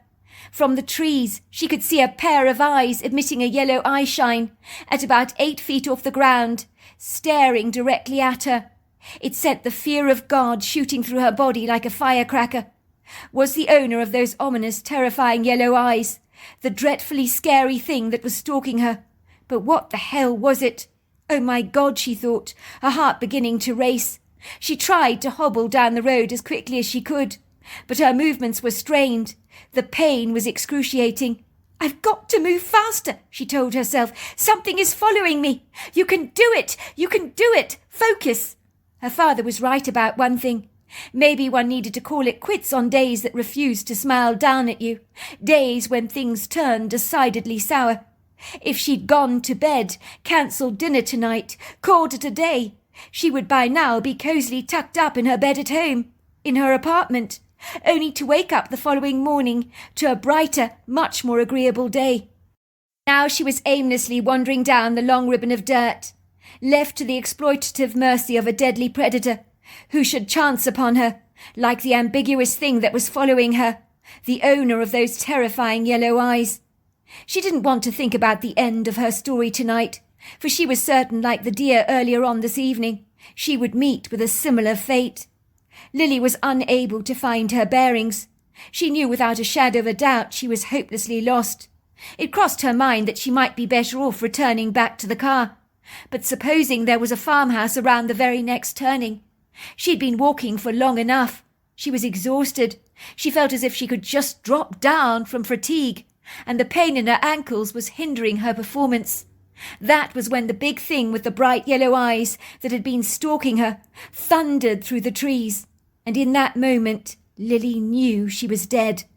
Whatever came charging towards her moved as fast as a rhino thundering through the thicket, and there was no way with a sprained ankle that she could outrun a thing like this. Lily, seized with an awe-consuming terror, cried out and screamed, but words failed to come out of her mouth. The scream was all internal.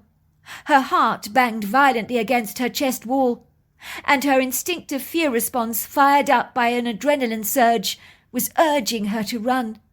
But the pain shot up her ankles, incapacitating her natural reflexes. No wonder injured animals in the wild were sitting ducks for predators. She was a sitting duck. Then she saw it. Lily let out a shrill scream. Whatever was standing within feet of her was a tall, lofty creature, towering at 10 feet, with ponderous shoulders 4 feet wide across, and a body max index that would easily break the charts in any doctor's office, for this idiosyncratic beast would likely need to be weighed on an industrial scale. This thing was gargantuan, hairy, burly, standing on 2 feet with the gait of a human. Lily shut her eyes tightly, bracing herself for the attack that she was expecting to come her way. Nothing happened. Lily opened her eyes, and the creature was standing there. It would seem the cloud cover from earlier on in the evening had dissipated, and this creature was basking in the ethereal illumination of a full moon, which lit up its features so brightly that every single detail was highlighted so generously. Lily had no idea what she was observing, as this creature was so human, the face distinctly feminine. The creature had 2 breasts that hung on her torso like large empty pockets, one significantly bigger than the other. As Lily's eye settled on the ambiguous creature's benevolent face, she knew at once it meant her no harm. It looked at her almost apologetically, and then words came into her head. "I didn't mean to scare you." Lily wondered where the voice had come from, as the words spoken to her were not her own, nor were they audibly articulated, but the voice was coming from inside her head. How did that even happen? "Did you speak to me?" she asked, looking at the creature incredulously. "Of course I spoke to you. I can see you're in trouble. You seem lost and confused. I see your ankle is bothering you," came the booming voice in her head. The hairy lady seemed genuinely kind. She had never encountered a creature like this before, which, although human, had primate influences in regards to the pyramid-shaped head and the overlong arms that hung well beyond the knees. And this incredible idiosyncratic phenomenon that enabled this hairy lady to talk to her telepathically was nothing short of incredulous. "You can trust me," came the voice in her head. Lily trembled as she looked at this giant-sized creature that dwarfed her so that by contrast she felt inconspicuous and small. Is that what it feels like to be an ant in the presence of a human being, she wondered. Next time she'd spare more compassion for small creatures, she thought. "I'm looking for a farmhouse," she told the hairy lady. "I need to find a farmhouse.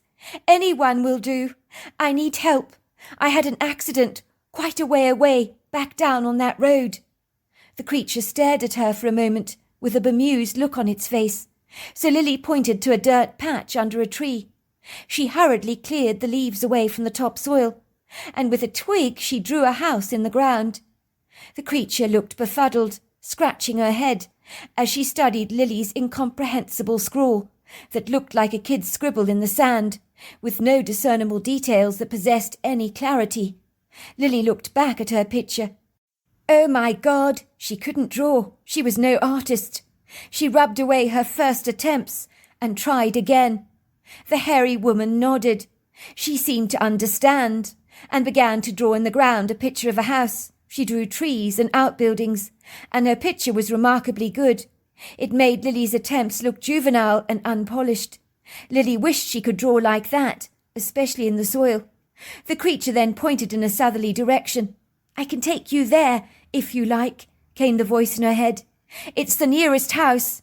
Lily nodded, and the creature indicated for Lily to follow her, but seemed to become a little frustrated, as Lily was hobbling along like an old man, making very little progress on her legs. "You're too slow," came the voice in her head. "You move like a snail. Why don't you let me carry you there?" The hairy lady lowered herself down onto her haunches, so she was kneeling very low on the ground, indicating for Lily to climb up onto them. They were impressively large. They would easily make an NFL player's shoulder pads look puny and pathetic. Lily was reluctant to climb onto the shoulders of such an intimidating, awe-inspiring hairy lady, but she understood she wasn't going to get very far on her sprained ankle. It had been quite a hair-raising but thought-provocative night, one she was unlikely to ever forget. but the sooner she got help, the better. Lily nodded reluctantly in agreement, but with a vacillating hesitancy she ambled over towards the hairy lady and sat down firmly on her shoulders. They felt surprisingly comfortable and warm to the touch. The creature held on to her sneaker-clad feet and rose up from her feet onto powerful legs with a seamless grace, like a phoenix rising from the mist. Lily suddenly felt so tall. You could see so much at 10 feet off the ground, for miles and miles around, like a watchtower. At first she felt unduly nervous. Her heart began to pound through her chest with uncertainty, but the beat soon slowed down significantly to a steady rhythm. Something told her she could trust this hairy lady. If she had meant to harm her, she would have harmed her already, but instead had graciously offered Lily help when she needed it so much.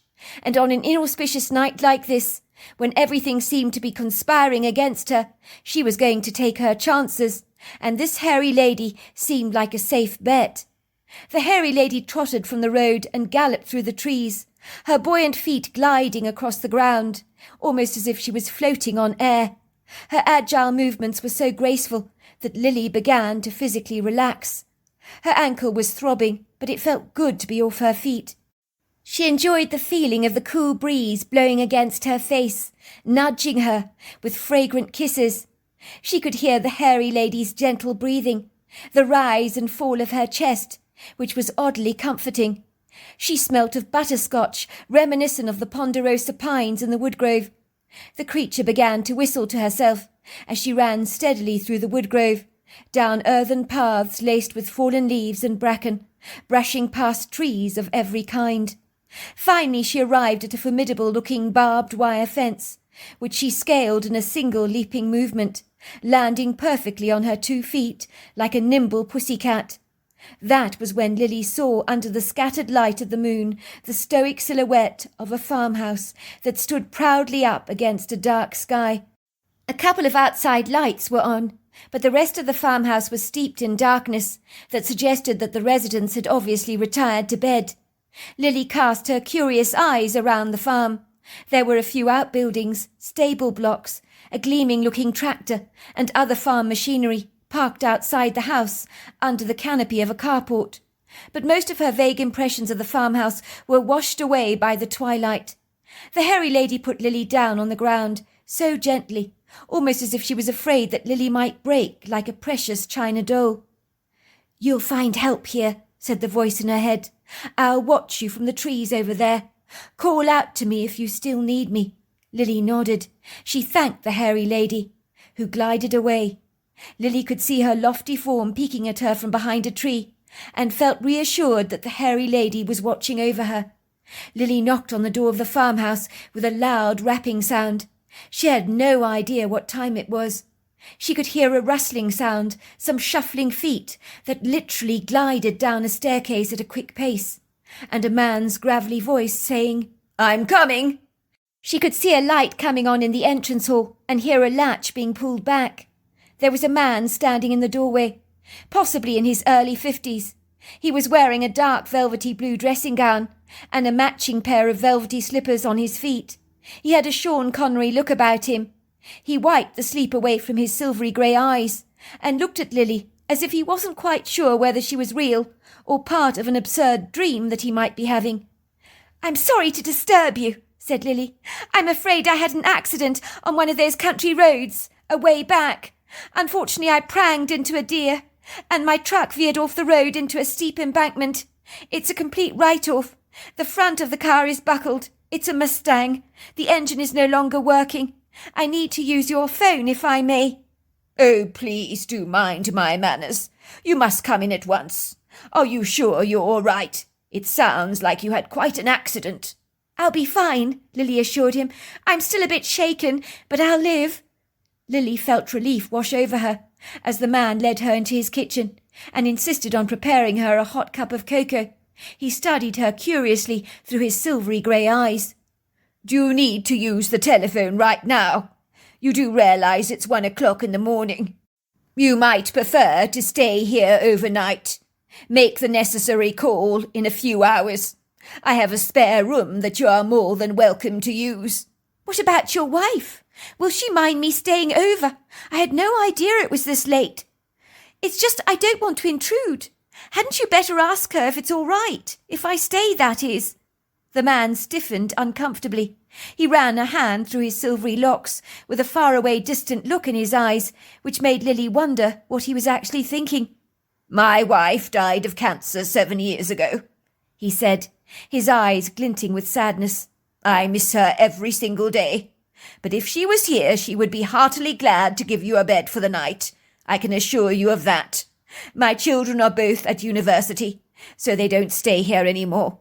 I'm pretty much on my own here, apart from Augusta, who's my sheepdog. He's lying fast asleep in my bedroom upstairs. He's deaf in both ears, bless his soul. Otherwise, you can bet your cotton socks he'd have greeted you with a huge welcome. He loves people. He's a friendly dog." "I'm so sorry about your wife. My grandmother died of cancer 10 years ago, so I have an idea of what she went through. Cancer's got to be the most debilitating way to go, and it couldn't have been easy on your kids either. It's incredibly kind of you, dealing with the likes of me at this ungodly time of the morning. I do apologise. I guess time went by faster than I envisaged it would. I was so lost out there on that lonely road. I guess I will take you up on your offer. If I could stay in that spare room of yours, that would be wonderful. I'm exhausted. It's been such a long day. I sprained my ankle out there, stumbling around in the darkness, tripping over stones. I would appreciate phoning my boyfriend. I'm sure he's worried about me. I was supposed to have dinner with his family tonight. He might be concerned about my whereabouts, or he may think I got waylaid by my work and stood him up. It wouldn't be the first time I've let him down unintentionally." "I think you would be well advised to phone him in the circumstances. At least it'll put his mind at rest. How about I make you some warm cocoa and show you the way to my study? The phone is on the desk in there. You can make yourself comfortable and phone whoever you need to let them know you're safe." "Thank you. That's terribly kind," said Lily gratefully. "My name's Lily, by the way." "Oh, do please forgive me. Mind my manners," said the kind man, extending a large hand. His handshake was firm and strong. "My name is Sid, short for Sydney. Sid Rawlings. Now let me take you to my study. You'll have some privacy in there." Lily thanked Mr. Rawlings, fumbling around awkwardly on the wall for a light switch. Soon she found it and switched the light on. The farmer's study was impressively opulent. There was a gleaming rosewood desk in the corner, where a green lamp stood pride of place in the centre of this neat, uncluttered space, where everything had its perfect place, from pen holders to notepads and leather-bound diaries. There was one of those rather grandiose swivel office chairs that was upholstered in a sumptuous green leather, while Lily lowered herself onto it in order to make her phone call. The walnut floor, with its rich brown colour and purple hues, was covered in a flamboyant Persian carpet, and there were some large mounted photographs on the wall of Mr. Sid Rawlings standing between a couple of hefty-looking bullocks, wearing a cowboy hat and grinning boldly into the camera. He was better looking than Sean Connery, Lily decided, the kind of man Hollywood would have snapped up in a heartbeat if given the chance. But he didn't look as if he was remotely aware of his rugged handsomeness, which made him infinitely more attractive. Hanging proudly on the wall was the taxidermist head of a bull, with a sign underneath it which read, "Otis, you will never be forgotten. You were one of a kind, forever loved. Sid Rawlings." Lily decided that Otis must have been a very special bull to Mr. Rawlings. She sat down on the chair and reached out to grab the telephone, but was momentarily distracted by a selection of family portraits that were displayed on the right-hand corner of the desk. Lily didn't like being nosy, but curiosity got the better of her. She found herself looking at the family photographs, one that appeared to be of Sid Rawlings' wife and kids, in happier times when his wife was obviously still alive. The family looked so happy in the photograph together. It appeared to have been taken on a Hawaiian beach. It was the other photograph on the desk that nearly made Lily faint with astonishment. This was a photograph that she did not expect to encounter, and seemed so out of place on a desk in this farmhouse. But there it was, larger than life, standing there like a loud painting that you could not ignore, try as you might. It was a picture of Elliot's mother, Alice Montgomery, draped lovingly in Sid Rawlings' arms. They were looking into each other's eyes as if they were besotted over each other. The picture had to have been taken very recently, as the necklace that Mrs. Montgomery was wearing around her neck was a present from Elliot, given to Mrs. Montgomery 6 months ago for her birthday. She had helped Elliot pick out that present. Elliot's mother was a happily married woman, so what was she doing in the arms of Sid Rawlings? Lily grabbed the picture in her hands, studying it closely. Mrs. Montgomery was a dark horse. Was she having an affair with Sid Rawlings behind her husband's back? In Lily's opinion, Mrs. Rawlings seemed happily married to her husband Simon, but perhaps appearances were deceptive. For a moment Lily stared at the picture, her eyes growing wider and wider. It would seem that Mrs. Montgomery may not be quite so squeaky clean as she appeared.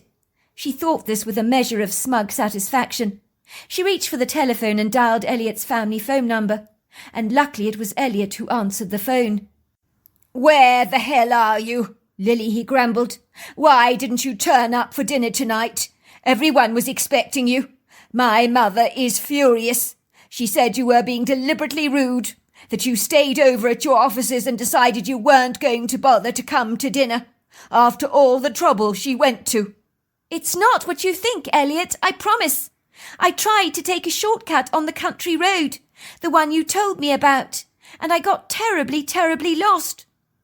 "I showed you the shortcut to take during the day. You mean you took it at night? Are you crazy? It's so easy to lose your way down those country roads at night, when there are no street lights and everything looks much the same. Where are you now?" "I'm absolutely fine, but my truck isn't fine, I'm afraid." There was a stiff silence at the end of the phone. "What's wrong with your truck?" "I ran into a deer, and it went rolling into an embankment, and the front of the Mustang is so badly buckled up, it's only good for scrap metal." "You're kidding, right?" "No, I'm not." "Where are you then right now? Do you want me to come and collect you? It's not a problem. I can be there in a jiffy." "I'm at Mr. Rawlings' farmhouse. Do you know him?" "Yes, I know him. I've seen him around town a few times. Occasionally spoken to him very briefly. I think his wife died of cancer about 5 years ago. Or is it 7? I think it might be 7 years ago, actually. Good-looking man. He looks like a film star." "That's the one. Anyway, I'm exhausted, and he says I can sleep over. He's been terribly kind. He's making me some cocoa even as I speak." "Well, that's jolly good of him, isn't it? Well, then, if that's the case, I'll pick you up in the morning. Mr. Rawlings is a good man. He'll take good care of you. I know where his farm is, but are you sure you're all right? I don't mind picking you up. I really don't." "I'll live, but sadly the deer was not so lucky. I got a sprained ankle to boot. Serves me right for stumbling around in the darkness trying to find a farmhouse. Luckily I had my torchlight with me." "Well, thank God you found the Rawlings place. That's all I can say. It wasn't wise walking down a country road, Lily, in the middle of the night, but you're safe, so that's all that matters now. Please send my regards to Mr. Rawlings, and I'll see you both in the morning." "Wait, you're not mad at me, are you, Elliot?" Lily almost whispered down the telephone. "I was, but I am not any more, now that you've explained yourself. But it's my mother you're going to have to appease tomorrow. She's absolutely furious with you. I'm afraid she hasn't had a good word to say about you. She was going on and on about you being the most unreliable and self-centered girl she had ever met." "Why does that not surprise me?" When Lily ambled into the kitchen after the telephone call, she was carrying the photograph of Mr. Rawlings and Mrs. Montgomery into the kitchen with her.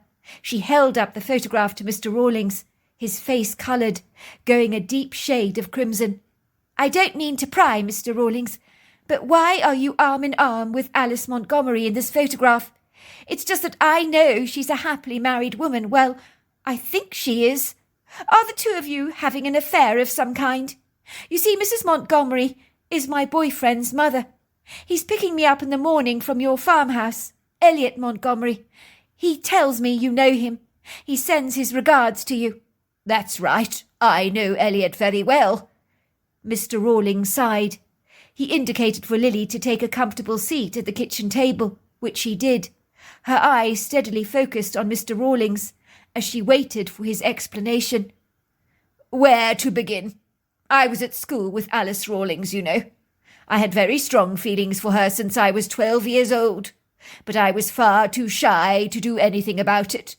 When I was 20, I met my beautiful Bridget, and I married her. She was unequivocally the love of my life. But after she died, I got terribly lonely. One day I met Alice Montgomery in town.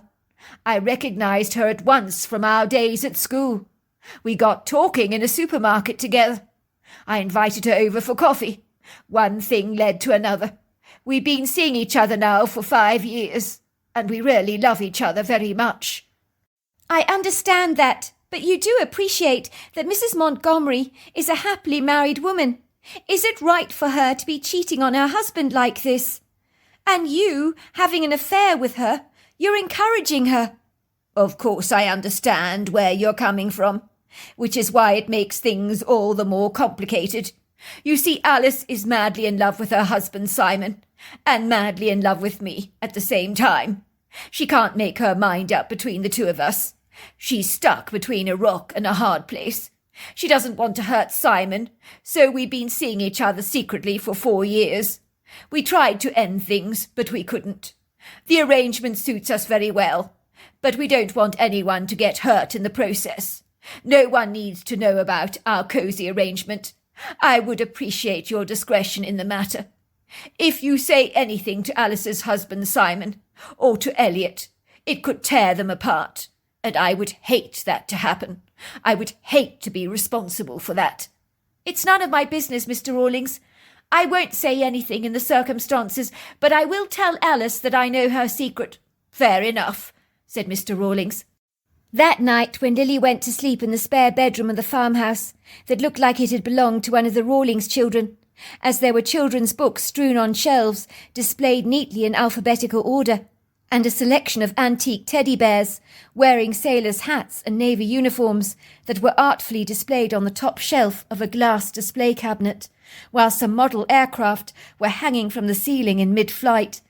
The bed was a comfortable double, with a springy mattress, sumptuously covered in a patchwork quilt that had been meticulously handcrafted. Lily wondered if it had painstakingly been made by Mrs. Rawlings, and if it was her work. If that was the case, she had been quite the seamstress in her day. As Lily climbed into the cosy bed, she pondered over the strange idiosyncratic events of what she would later describe as the most peculiar night of her entire life, that had serendipitously led her to Mr. Rawlings' farmhouse, the accident with the deer she had killed, the curious hairy lady that had so graciously carried her to Mr. Rawlings' farmhouse, and now she had unearthed a dark secret that had rudely exposed Mrs. Montgomery's dirty laundry. If the events of the evening had not aligned so perfectly, she would have been none the wiser about Alice Montgomery's smouldering secret. Who would ever guess in a million month of Sundays that such a stiff, unapproachable woman like Mrs. Montgomery had won over the hearts of 2 very kind men, who were clearly besotted over her? The woman needed a personality transplant. Was love really that blind? Or maybe, just maybe, there was a small possibility that there was a nicer side to Mrs. Rawlings that Lily was not acquainted with. She found it impossible to believe that anyone could possibly love such a condescending woman with the tongue of a viper that was so quick to spout poison. Mrs. Montgomery presented herself as the kind of woman without blemish, who meandered through life like a smooth river flowing seamlessly along its course, with no jutting rocks to interrupt its discharge. But in reality, the woman had issues with her life. Lily knew if she told Elliot or Simon Montgomery what she knew, it would tear the family apart, and she just could not do that to them. Besides, she really liked Mr. Rawlings, and if Alice Montgomery floated his boat, well, who was she to deny the man any happiness? She had no right to sit in judgment of other people's choices, and there was always this distinct possibility that Simon Montgomery knew exactly what was going on, and had conveniently turned a blind eye to his wife's adultery for fear of losing her. Lily suddenly realized that she had leverage with Mrs. Montgomery, the woman who was trying her utmost to destroy her relationship with her son Elliot. But now that Lily knew her dark secret, She knew that Mrs. Montgomery might actually cut her some slack and stop interfering in her relationship. For the first time she felt empowered. Her head hit the pillow, and she was out like a light. She wasn't sure what had woken her up in the morning. Was it the smell of bacon permeating through the house, or the rude morning sunlight audaciously streaming through the windows? She couldn't be sure. For a moment she glanced around the strange room, looking rather bemused. Where was she? The memories of the following night came flooding back into her mind, furnishing her memories with all the details. It had been so surreal, like a dream. But in the clear light of the new morning, Lily knew that the previous night had been anything but, and her thoughts went from the hairy lady to the photograph in Mr. Rawlings' study of him and Alice Montgomery, arm in arm together. Lily pulled back the curtains and stared out at the farm. It twinkled under the morning light, and on the meadows in the distance she saw a plethora of grazing steers, so she realised that Mr. Rawlings must run a cattle ranch of some kind. The door of her bedroom pushed open, and a black and white sheepdog was standing in the doorway. It came bounding up to her, wagging its tail profusely. This must be Mr. Rawlings' deaf dog. But he seemed so young and lively, not remotely affected by his impediment. The dog seemed to be encouraging Lily to get up, almost as if she was a sheep of some kind that he needed to toe into line. She had gone to sleep in her clothes from the previous night, and a quick glance in the mirror on the dresser confirmed her very worst fears, that she was a sorry sight indeed. Dishevelled, covered in mud, bloodstains on her hands, and red spatters of wine across her clothes. Her hair looked like a tangled bird's nest, splayed messily in gnarled knots around her face. Goodness gracious, she hadn't even bothered to wash her hands when she'd entered the farmhouse last night. They were in a disgusting state. That had been because of her exhaustion. She managed to find a bathroom and hurriedly washed her face and hands, and finally ambled down the staircase with the sheepdog at her side, who seemed to be escorting her around the farmhouse as if she was a distinguished guest or a celebrity of note. As Lily got to the bottom step of the staircase, she heard the low mumble of voices, one she recognised as Elliot's. She could hear him laughing in the kitchen. The smell of bacon became stronger, and Lily's stomach began to groan with hunger. She remembered she hadn't eaten anything from the previous night. When Lily entered the kitchen, she was surprised by the animated voice of Elliot. He'd been presented with a large plate of bacon and eggs from Mr. Rawlings, and was talking with his mouth full, waving his fork around. Elliot seemed unusually excited, and neither men had noticed Lily standing there, watching them like two men on a film set. "Well, I saw her car, Mr. Rawlings. It was quite some accident she had, you know. You mark my words, she's lucky to be alive. The car of hers is a complete write-off. In truth, I'm surprised she didn't get killed. She must have hit that deer and been flung forwards to the embankment. But God only knows how she managed to find her way from Loganbury Lane to your farmhouse. It's quite a way away, let me tell you." "It is indeed. How the hell did she find her way to my place on foot from Loganbury Lane? That's very, very strange. It's quite a stretch, you know. You would have to take a shortcut through the woods to get here. The mind boggles. So what was this you were saying about a strange creature you saw?" "Well, I was driving down various roads looking for Lily's truck, and when I saw it, I was stumped. I got out of my truck to examine the damage to her Mustang. I turned around to look for the deer that she claimed to have hit. That was when I saw a tall, lofty creature, about 10 foot tall, walking away from the road with a dead deer flung over its shoulders. This thing was huge. I never got to see the face. It had cinnamon-coloured hair, long and flowing, and definitely a human gait, walking on 2 legs. And I forgot to mention this thing was humongous. I've never seen anything so big before. I think it must have been about 10 foot tall. It was huge. Now that bypasses any bear, surely." "Well, I guess it was going to eat the deer," said Mr. Rawlings reflectively. "But are you still sure it wasn't a bear?" "Definitely not. It seemed human." "That is strange," said Mr. Rawlings. "Oh, there she is," he said, looking up at Lily with a bright, warm smile on his face. "I hope you slept well last night, young lady. Or yesterday morning, should I say?" He pointed at Elliot with the back of his serving spoon. "This young man has come to pick you up. He spotted your truck on the way here. He thinks you had a very lucky escape. I hope you're hungry, Lily. I happen to have made you some bacon and eggs. Elliot here has already demolished 2 helpings, so I'm not a very bad cook. When my wife died, I couldn't even boil an egg. But unless I wanted to eat bland food for the rest of my life, I had to step up my game. And these days I can turn out a good spread."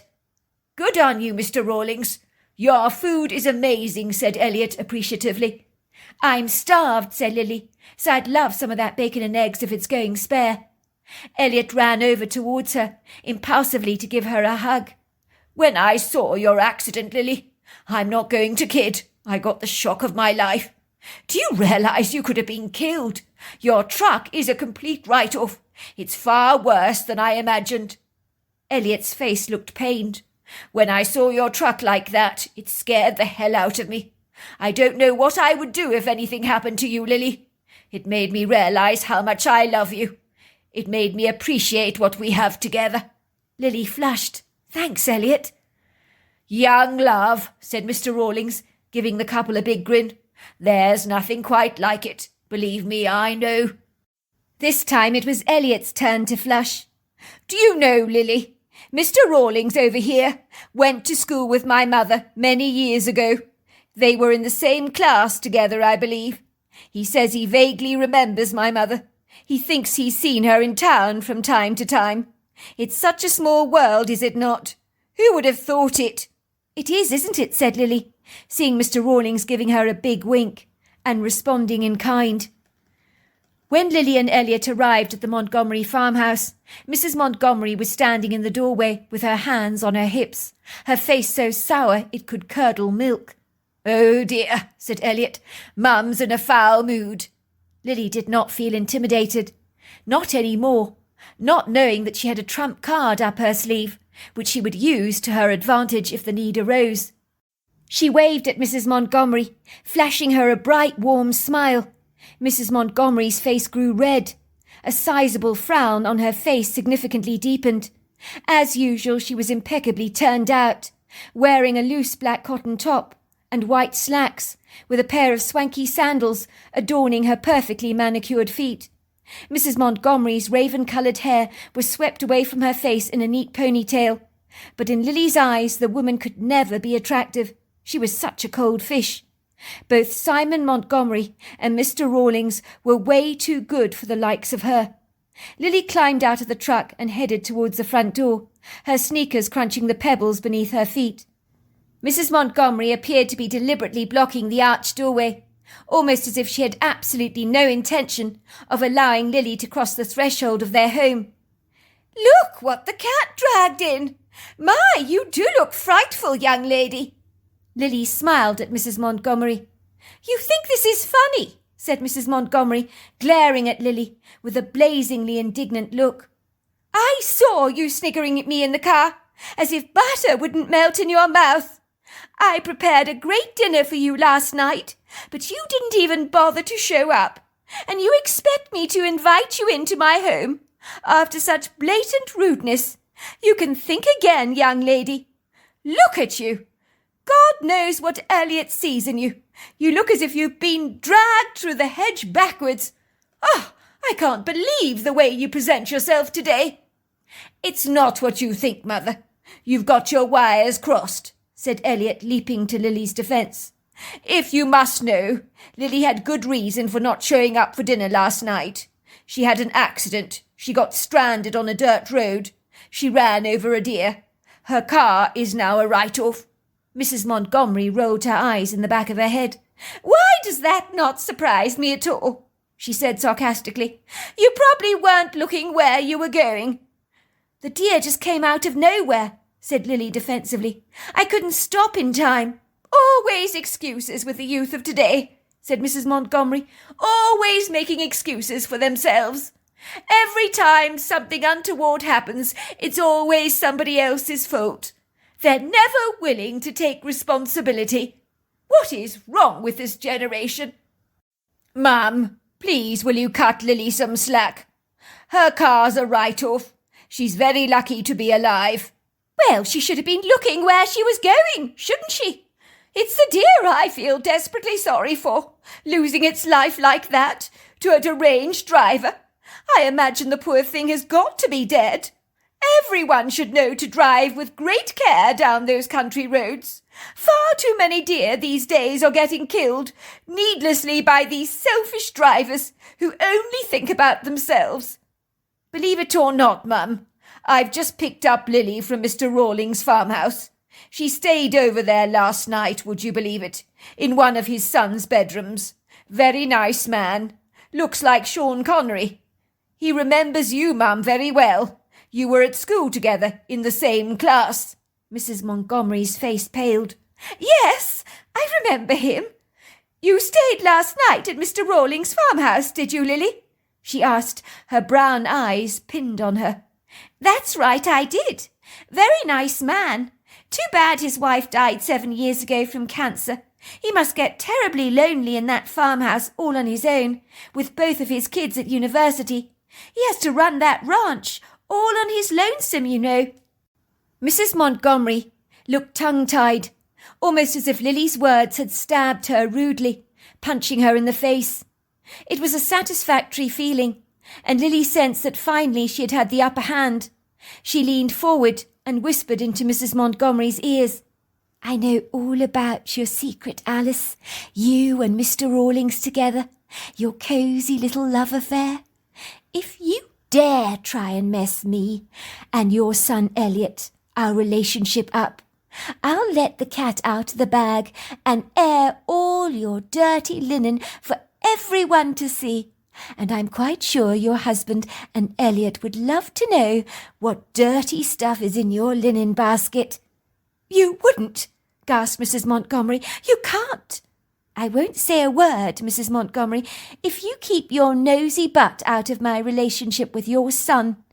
If you interfere, I will tell him everything."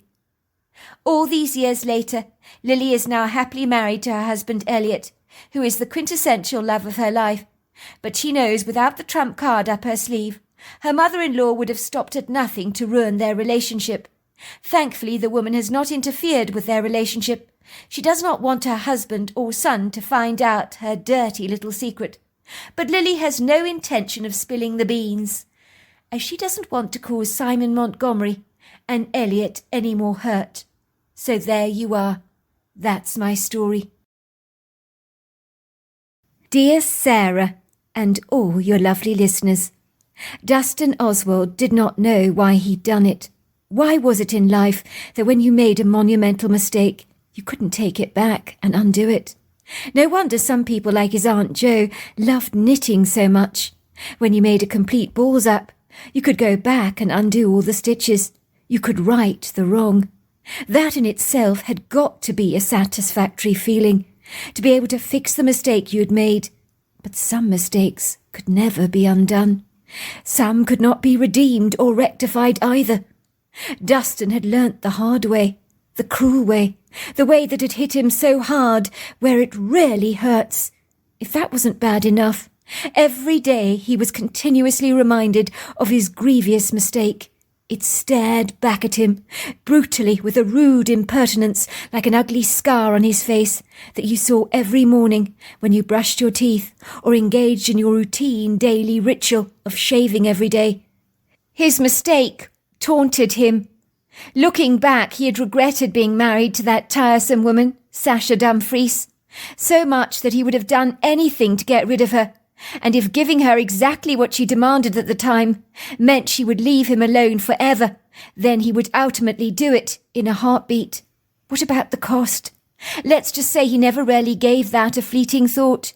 He wrongly assumed that once his marriage ended with Sasha Dumfries, it would be like a nasty storm that would finally blow over, as every storm finally ends. In the beginning, the thunder screams, the lightning thrashes, trees are whipped frenziedly with a hurricane-force wind. But slowly and surely, a light breaks through the pewter clouds, the thunder subsides, the trees become calm and serene, and very soon you'll see a rainbow that you believed would never make her presence known, soon after the uncongenial storm has abated.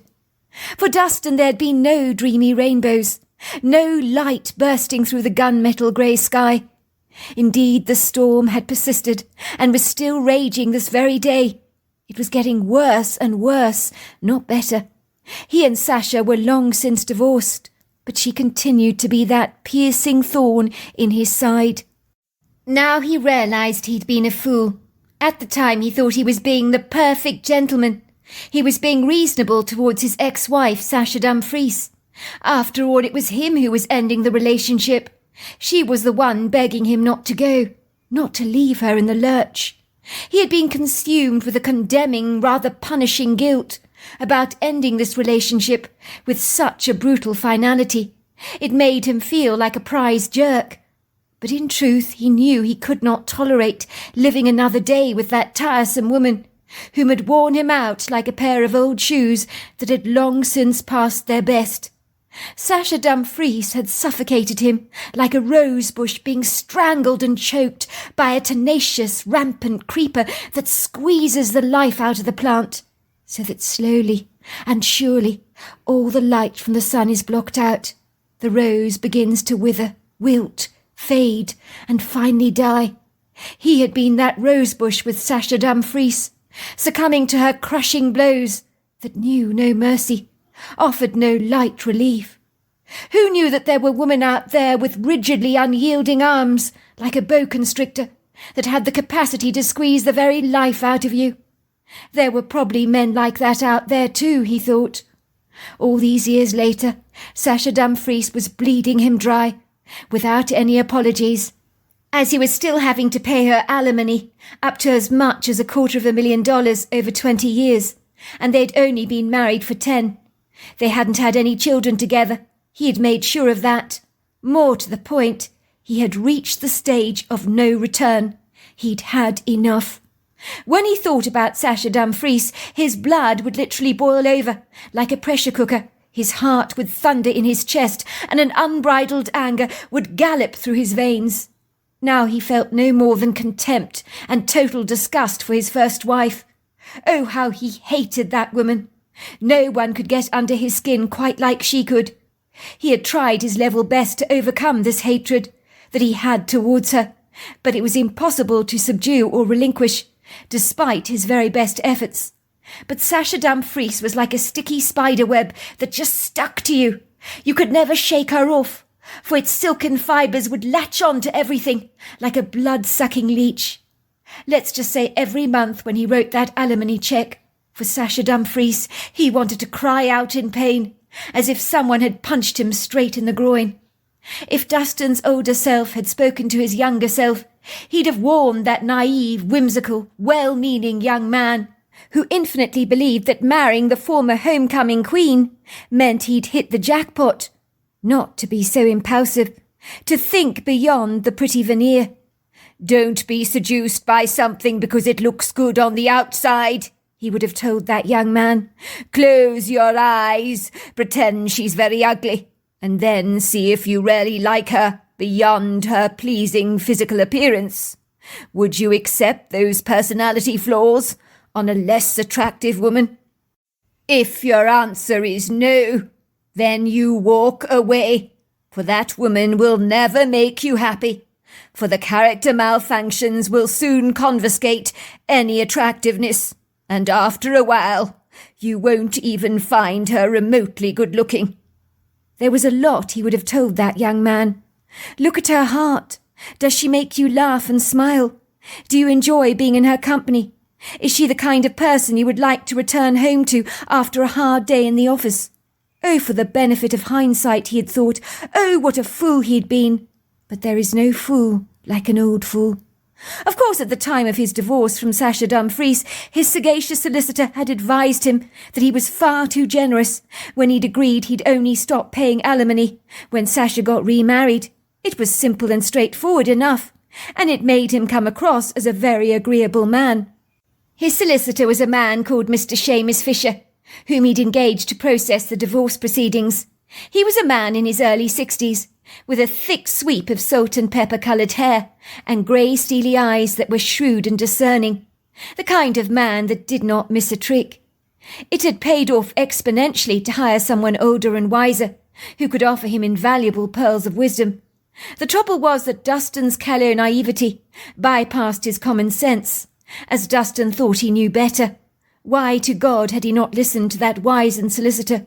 What on earth was wrong with him? Looking back, he'd been like that throughout his entire childhood, always impulsive, even at 5 years old when his parents had told him never to play with matches. Somehow their constant harping on and on about the dangers of fire had meant that little Dustin felt very proud of himself when he found a random box of matches stuffed inside a kitchen drawer. He'd eagerly taken them in his hands, knowing full well he was not supposed to play with them, but he didn't care. Not being allowed to do something made it infinitely more appealing. Dustin had snuck out to the barn, struck a match and set fire to the haystacks, feeling incredibly proud of his achievements. The results were catastrophic, as the barn was destroyed in a furious frenzy of flames. But luckily his young life had been spared. "Why wouldn't you listen, Dustin? I warned you about the dangers of fire," his mother had scolded. "I told you never to play with matches. How could you do this to me? You could have been killed. You could have died out there in the barn." Then there was that inauspicious day at the coast, when he'd gone on holiday with his parents at 13 years old. There were warning signs not to swim. The current was dangerous. But did Dustin listen? Of course not. Fortunately, a strapping man with muscles to rival Arnold Schwarzenegger had run to his rescue and fished his almost deceased body out of the water. Without that man's intervention and the CPR he applied to him, Dustin would now be pushing up the daisies, without a shadow of a doubt. The first thing his parents said to him is, "Dustin, why did you not listen to us? You knew it was dangerous to swim with the treacherous current." His mother had been distraught, exasperated, angry, but getting her son to ever see sense was no easy feat for her. Similarly, the pattern was the same throughout his young life. The teachers had tirelessly complained that Dustin would never listen. There was a stubbornness to Dustin that meant he always thought he knew better, even against the most judicious advice given to him by a very experienced attorney who knew exactly what he was doing. "Look, Mr. Oswald, in my humble opinion, I think you are being far too generous with the alimony payments towards Sasha Dumfries. In the long term, it could end up biting you. I mean, if your wife does not get married again, you will be stuck paying these debts indefinitely, and I don't want that for you. I think your wife and her solicitors are asking far too much. Can you not renegotiate with her, reach a better compromise, something more reasonably acceptable for both parties? Look, Mr. Oswald, I know you mean well, but I'm the one that ended things with my wife. I'm very conscious of the distress I have caused her. This is my way of making amends. She's an insufferable woman. Getting her out of my hair is a monumental relief for me. This is what she wants. I'm willing to give it to her. I'm sure it'll only be for the short term. My ex-wife will possibly get married within the year. I won't have to pay her a bean after that. She'll be some other poor mug's responsibility, but not mine. I'm very confident she'll get married soon. I don't doubt that for a second. But I want to walk away from this marriage looking like a generous man who's given her a fair deal. With the greatest of respect, Mr. Oswald, don't you think it's peculiarly strange your wife has made the specific legal request? In my opinion, it's a red flag. Not really. My wife has not worked in 10 years of our marriage. She has no reliable source of income, so she wants to ensure she will be provided for until she gets remarried. I can appreciate and understand that in the circumstances. What about her getting a job, Mr. Oswald? Surely she can do that. Sasha's not worked for 10 years. It's incredibly difficult to start working after a long time, to re-enter the workforce. Besides, she's a very needy woman. She likes being taken care of. Once she's found her new rich hubby, she'll be very happy indeed. Very well, Mr. Oswald. I'll draw up a binding legal agreement for you. But I assure you that I do not see this alimony arrangement as serving your best interests, and that does concern me. Like so many things in his life, Dustin had failed to listen to the advice of his elders, who had worldly wisdom that he lacked. Even his parents had told him so, that he had lost leave of his senses in this regard. What if Sasha doesn't get remarried? His father had said to him. Then you will be paying alimony for the rest of your life, indefinitely. Surely you don't want that, son. You should listen to your solicitor. He knows what he's talking about. In truth, at the time, Dustin resolutely thought Sasha Dumfries would be marching down the aisle happily within 6 months of their divorce, with another man on her arms. She was an attractive woman, not to Dustin anymore, of course. It's amazing how physical attractiveness vaporizes when the person reveals their true nature. It was impossible to believe he'd ever found the woman even remotely good-looking.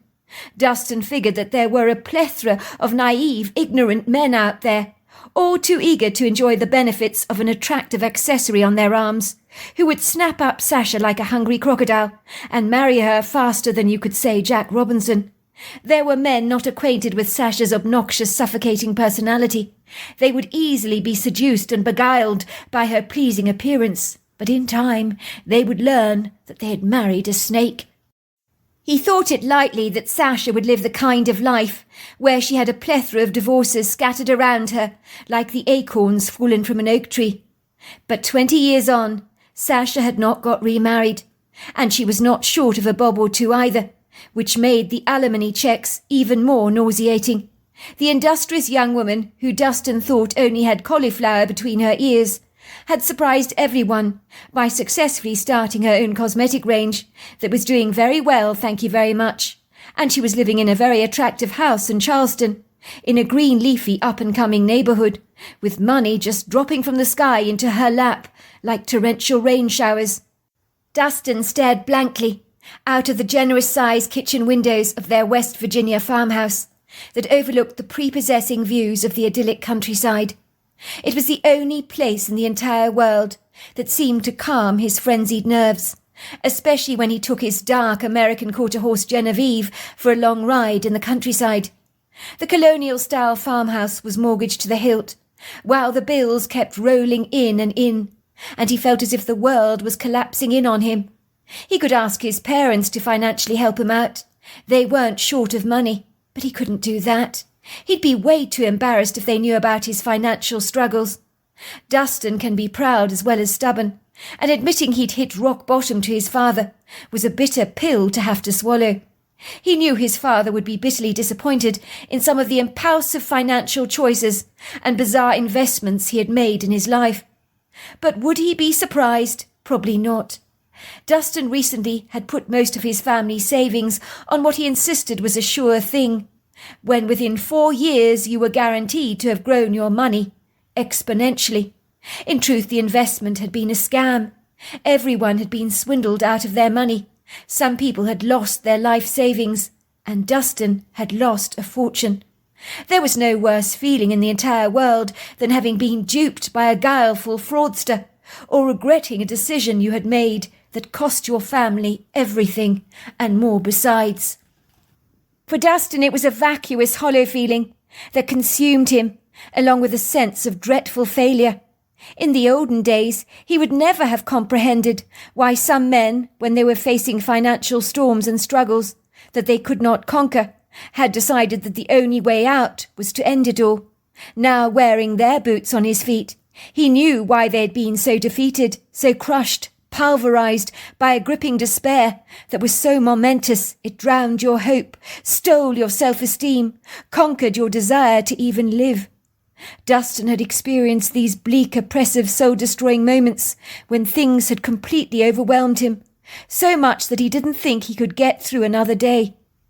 But it was his beloved wife Priscilla and his 2 devoted children that had pulled his sinking heart out of the quicksand that had threatened to swallow him whole. "We'll get through this, sweetheart," his wife had reassured him. "Even if the worst comes to the worst and we're living in cardboard boxes on the side of the road, As long as we're together as a family, we'll be absolutely fine. Their teenage daughter Caroline had been mortified about this prospect, that the family could possibly lose it all. "I don't think I could cope living in a cardboard box, Mum," she had said. "Caroline, I'm not being serious. I'm sure we'll find our way out of this sticky mess. What I was really saying is that we're in this together as a family, and we can overcome anything." Priscilla had been furious with Dustin's decision to gamble on a financial investment that reeked of suspicion from the get-go and had gone so badly wrong. She had been the one that had actively discouraged him not to gamble away the family savings on some frivolous-looking financial investment that looked too good to be true. "If something looks too good to be true, Dustin, it probably is," she told him astutely. "There's something not right about this deal. Besides, it's not good to put all your eggs in one basket," she had said. But as usual, Dustin had failed to listen. It was the story of his life, being recycled and regurgitated again and again, like Groundhog Day. Priscilla always stood by her husband and supported him steadfastly. She had always been his rock, and her most famous saying was, "We're in this together." Dustin knew that things were looking very glum, as the bills began to pile up, like the leaves under the oak trees in autumn. He and his wife were having sleepless nights about how they were going to afford to pay the school fees for their 15-year-old daughter Caroline and their 12-year-old son Kyle. And then there was Caroline's dental implants that she had acquired after losing her front teeth in a riding accident, and those insufferable gut-wrenching bills were not funny. Dustin's wife had taken up some online work at home that was helping to conquer some of their debts. But without those alimony payments, life would be so much better. The family would be able to get back on their feet again. Dustin could hear his wife's truck, humming steadily down the driveway. Soon she was reversing backwards in their carport. He watched her climbing out of the car, with their 2 children following close behind her, with satchels flung over their shoulders. She entered the kitchen carrying a brown paper bag in her hand, stuffed with groceries she'd brought from the deli in town. "How are you, sweetheart?" she asked. Dustin didn't answer her. He gave her a desolate, despairing look. So Priscilla tactfully told her children to go to their bedrooms and get on with their homework. "Must we, Mum?" grumbled Caroline. "I'm so hungry, I could eat a horse." "Me too," complained her son. "Can't we have something to eat first? My stomach is really grumbling, Mummy." "When are the 2 of you ever not hungry? Now run along to your bedrooms, will you?" "I won't be very long," says Priscilla. "I need a moment with your father, that's all."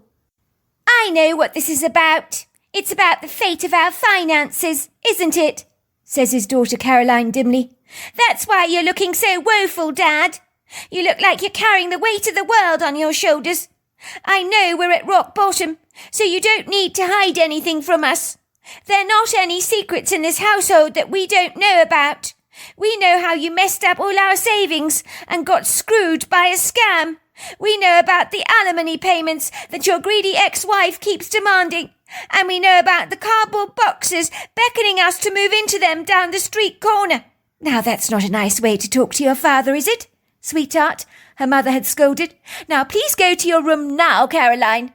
I need to talk to your father. I'll get dinner started, and when it's ready I'll call the both of you." Caroline's face lit up at the very mention of food. "What are we having for dinner tonight?" "Spaghetti bolognese," said her mother. "Yummy! I suppose I can wait for that, but it's not going to be easy. My stomach is growling as I speak." Dustin watches his wife chopping up onions and frying them with mince and tomatoes, as well as placing a big pot of salted water on the hob, in eager anticipation for the pasta that would soon be boiled. He enjoys watching his wife cook. She's efficient with her hands and speedy. Watching her is therapeutic. The kitchen already smells dreamy, with the savoury mince permeating the air. It smells delicious. Dustin hopes his kids can't smell it, or they'll be galloping into the kitchen like unbridled horses with fingers in every pot and picking at everything before dinner is served. "So did you speak to that ex-wife of yours?" Priscilla asks her husband. "Did that evil witch agree to end the alimony payments?" I suppose I shouldn't ask that question, should I? I already know the answer. Your lugubrious expression tells me it all.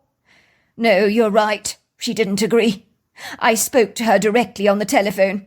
I told her I'd paid her $250,000 over the last 20 years, and that it was time to call it quits, that this agreement should come to an end. She said to me, "It might be time for you, Dustin, but it's not time for me. You'll never stop paying me what you owe me. You broke my heart all those years ago. You owe me big time." Do you know, she sounded so self-satisfied, so smug, as if she was delighting in our struggles. She then slammed down the telephone on me. Priscilla plops the long spaghetti sticks into the water, staring at them reflectively. "God, I hate that woman," she says. "Look what she's doing to our family. She's rolling in the clover with so much money to burn, while we're struggling to pay our bills. I hasten to say I got the bill from Caroline's dental procedure in the post today. Another one. I didn't realise there was more. Oh my God, I just can't believe the charges. When will they stop? I mean, I've already had 3 bills from the dentist already. I don't know how we're going to pay everything. When I told you to speak to your ex-wife, Dustin, I didn't mean on the telephone. You need to go and speak to her in person. On the phone, it's easy to just be dismissive. Go and talk to that woman directly, face to face. For goodness sake, she's receiving a sound income now. Your money is cherry on the cake. Surely she can see reason." "You really think I should go and see her?" asked Dustin, looking doubtful. "I'm not sure it'll do any good." "Yes, I think you should. I think you should arrive unannounced. You don't want to give her due warning. You need to get a paper drawn up by your solicitor, relinquishing the alimony payments, and get her to sign on the dotted line for you. I know you say your ex-wife is a bitter, twisted woman, but I'm sure when she comprehends the struggles we really are having as a family, she might show you some compassion." "I don't think so. You don't know Sasha like I do. She doesn't know the meaning of the word compassion. But you're right. What have I got to lose? You don't get if you don't ask, and persistence always pays off. So I'll give it a go." "Exactly right, sweetheart. What have you got to lose?" 3 days later, Dustin is driving his truck up the red brick driveway towards the stunning little Charleston detached double-storey property, situated in an exquisite green leafy neighbourhood, where the pavements are exquisitely lined with the towering resplendence of the lofty oak trees. The house his ex-wife lives in is charming. It's got a classic look to it, with large French windows and a pristine, perfectly mown front yard. Even though Sasha Dumfries is annoying like a buzzing mosquito that you'd seriously like to swat, she did have oodles of style, he'd give her that. But judging by the value of this property, his ex-wife is doing very well for herself, as he'd been informed. There are pretty wild roses tumbling over the front wall like laughter, and the house is terribly pretty, as are most of the eye-catching, illustrious, opulent-looking properties in this quiet, serene, very tranquil neighbourhood, where Dustin is sure during the day people are out and about, busily walking their dogs, while kids scream down the pavements, happily riding their cycles. It is late afternoon, and the mellow, lackadaisical, lazy day is slowly burning into the evening, so the neighbourhood is cast in that soft, dim, subdued light, when very soon the sun will set with a golden glaze, only to have its beguiling light effects conquered by a dusky darkness that will snake across the sky, stealing all the light, so that another night is born. Even during the twilight hours, with the outside lights of the houses and the street lamps aglaze, Dustin is sure that this cosy little neighbourhood twinkles like a brand new pair of shoes that cannot be dulled. Dustin can feel his heart flapping as he climbs out of his truck. He always sent his alimony checks in the post, but he hadn't seen his ex-wife in many years, possibly 7, he thinks. It's been quite a while. Reluctantly, Dustin ambles over to the front door. Part of him wants to get the hell out of here. Seeing his ex-wife is not something he is greatly looking forward to. "You've got to do this, Dustin," he tells himself. "You've got to do this. It's now or never." He glances at the potted hanging geraniums tumbling over their terracotta pots in a plethora of pink blossoms, and is charmed by their pretty colours. He then reaches the dark, shining, sleek door with its bronze knocker, and chills go down his spine. He's got to do this, he keeps telling himself. At first he knocks on the door with a subdued reluctance, But then he beats the door harder with the brass knocker.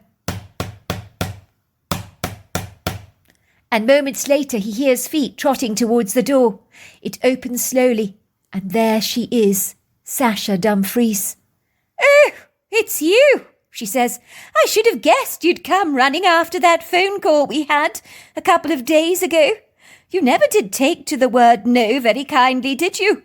You've had a wasted trip coming out here. What the hell do you want? If you're here to beg me to stop the alimony payments, then no can do, I'm afraid, as I informed you on the phone." Dustin stares at his ex-wife. Her waistline has thickened over the years, and her perfect, flawless complexion is not quite so perfect anymore, as a few lines have trespassed around her eyes and her mouth area. But that's not really a surprise. She was always a heavy smoker. She's dressed very elegantly, in a dark blue pair of slacks and a cream blouse with pearly buttons. She's wearing expensive pumps on her feet. She places her arms on her waist indignantly, staring at Dustin like a cat giving a dog that warning, that if you come any closer, I'll scratch you and tear your eyes out. "Look, Sasha," said Dustin apologetically, "please can I come in for a brief moment to say my piece, and then I promise you I will leave. Just hear me out, will you?" Sasha sighs. "Very well, come in, but you better keep this short." Dustin glances around the house. He just smells money everywhere. Everything is immaculate. All the furnishings classic, stylish, very expensive. Sasha looks as if her upholstered, well-cushioned, padded life has sheltered her from every storm, and the lightning strikes of hardship or struggle have not dared to touch the threshold of her life. He could see this former home-coming queen had not changed. She was tough as nails, and she had the charm of a crocodile on a good day. Dustin could not decide what she would be on a bad day. A shark, perhaps. Sasha leads him into the living room and beckons for him to take a seat. "Go on, say your piece, and then I'd like you to leave, please." "Sasha, I've given you over $250,000 over the last 20 years. I've done the math. In truth, when I agreed to the alimony settlement, I really thought that you would get married again. I had no idea that I would be paying for your expenses for over 20 years. You have to admit it's ludicrous." Dustin glances around her living room. "I mean, look at you. You're living like a queen, Sasha. I can see you don't need my money any longer. You're doing very well for yourself financially, with your successful cosmetic range, and congratulations to you for that. Don't you think we can call it quits on the alimony payments, and be done with them?" "Call it quits? Are you kidding me, Dustin? I certainly won't be calling it quits. I enjoy spending every penny of your money when it comes to buying myself frivolous, extravagant things and going out to fabulous restaurants. It feels so good to gobble up all your money on supercilious things that I don't even need. It gives me a great deal of satisfaction. You treated our marriage as if it was frivolous, didn't you? I'm doing exactly the same with my alimony payments, and I continue to do so indefinitely. I will, until you pop your clogs, of course. You hurt me, Dustin, when you abandoned our relationship, and I intend to hurt you until the day you drop down dead. You deserve to suffer, Dustin, after what you put me through." "What do you mean I treated our relationship frivolously, Sasha? That's not fair. I worked very hard at our relationship. I tried to make it work, but you are—" "Oh, here we go again," she sniggers, rolling her lips down into a scowl. "Let's hear it. I'm suffocating, claustrophobic, breathing down your neck all the time. Is that what you're going to tell me? I've heard it all from you over and over again. I'm pretty sick of it, you know." "But you were suffocating, Sasha. No man can live with his wife checking up on him 20 times a day and hovering over him like a buzzing bee when they get back from a long, hard day at work. Asking so many questions. You always asked me so many questions. Where were you? Who were you with? What did you do? You even checked on me with my secretary to make sure I wasn't taking women out to lunch. That is how very, very jealous and incredibly insecure you were. Your behaviour was not normal for a relationship. You never trusted me an inch. I gave you no reason to doubt my integrity. You were so needy in that relationship. How dare you speak to me like that, Dustin, in my own home? I phoned you up 20 times a day to check up on you because I was a dutiful, devoted wife. I asked you hundreds of questions when you came back from work because I cared. I was interested in you. Most women wouldn't be as bothered as I was. I wanted to know everything because I was a fabulous wife, even if I say so myself. Really? You call that caring, do you? I felt like I was being interrogated by the Gestapo. Sometimes you got very upset if I had a business lunch, especially if a woman came along. You'd blow up into a tantrum. I couldn't help it that the business person I was seeing was a woman. But no, you got terribly suspicious. You always thought something untoward was going on. Remember the time you hired a private investigator to have me followed? He told you I was squeaky clean. But you still weren't satisfied, were you? So you hired another investigator, and then another. You were perpetually having me followed. That's not normal. Oh, don't go there. Stop overreacting, Dustin. Listen to yourself. I hired the private investigators partly to keep an eye on you when I could not. I needed to know where you were when I wasn't in your presence, to be certain you were safe, because I cared. I was punished because of my caring, which is very, very unfair. I ended the relationship with you, Sasha, because I could not breathe. I didn't feel my life was my own. Even when I was at home, you dictated the course of my day. You refused to let me meet up with my friends at the local bar, just to unwind. I couldn't hack living like that. I was miserable living with you under your draconian influences. That's why we divorced. But I loved you, Justin. You broke my heart so needlessly. You know what, Sasha? You can own a mouse and put it in a tiny box so that it can barely breathe. You can feed it, take care of it, smother it with your undivided attention. You can think you love it, but that little mouse wants its freedom desperately. It needs more space. I was that little mouse, desperate to escape your clutches. I couldn't get away from you fast enough. You suffocated me. You know how pathetic you sound. I bet that new wife of yours doesn't love you like I did. You mean she doesn't breathe down my neck like you did 24/7? You're right about that. Justin opens the large leather wallet he's carrying, pulls out a paper. I got this drawn up at my solicitor's. I would appreciate it very much if you would sign it. I will level with you, Sasha. Things are very bad for my family financially at the moment. We've remortgaged our property, have hundreds of outstanding bills. And your signing these papers would give us the helping hand we need to get out of our sticky, rather precarious mess. Come on, be reasonable, Sasha.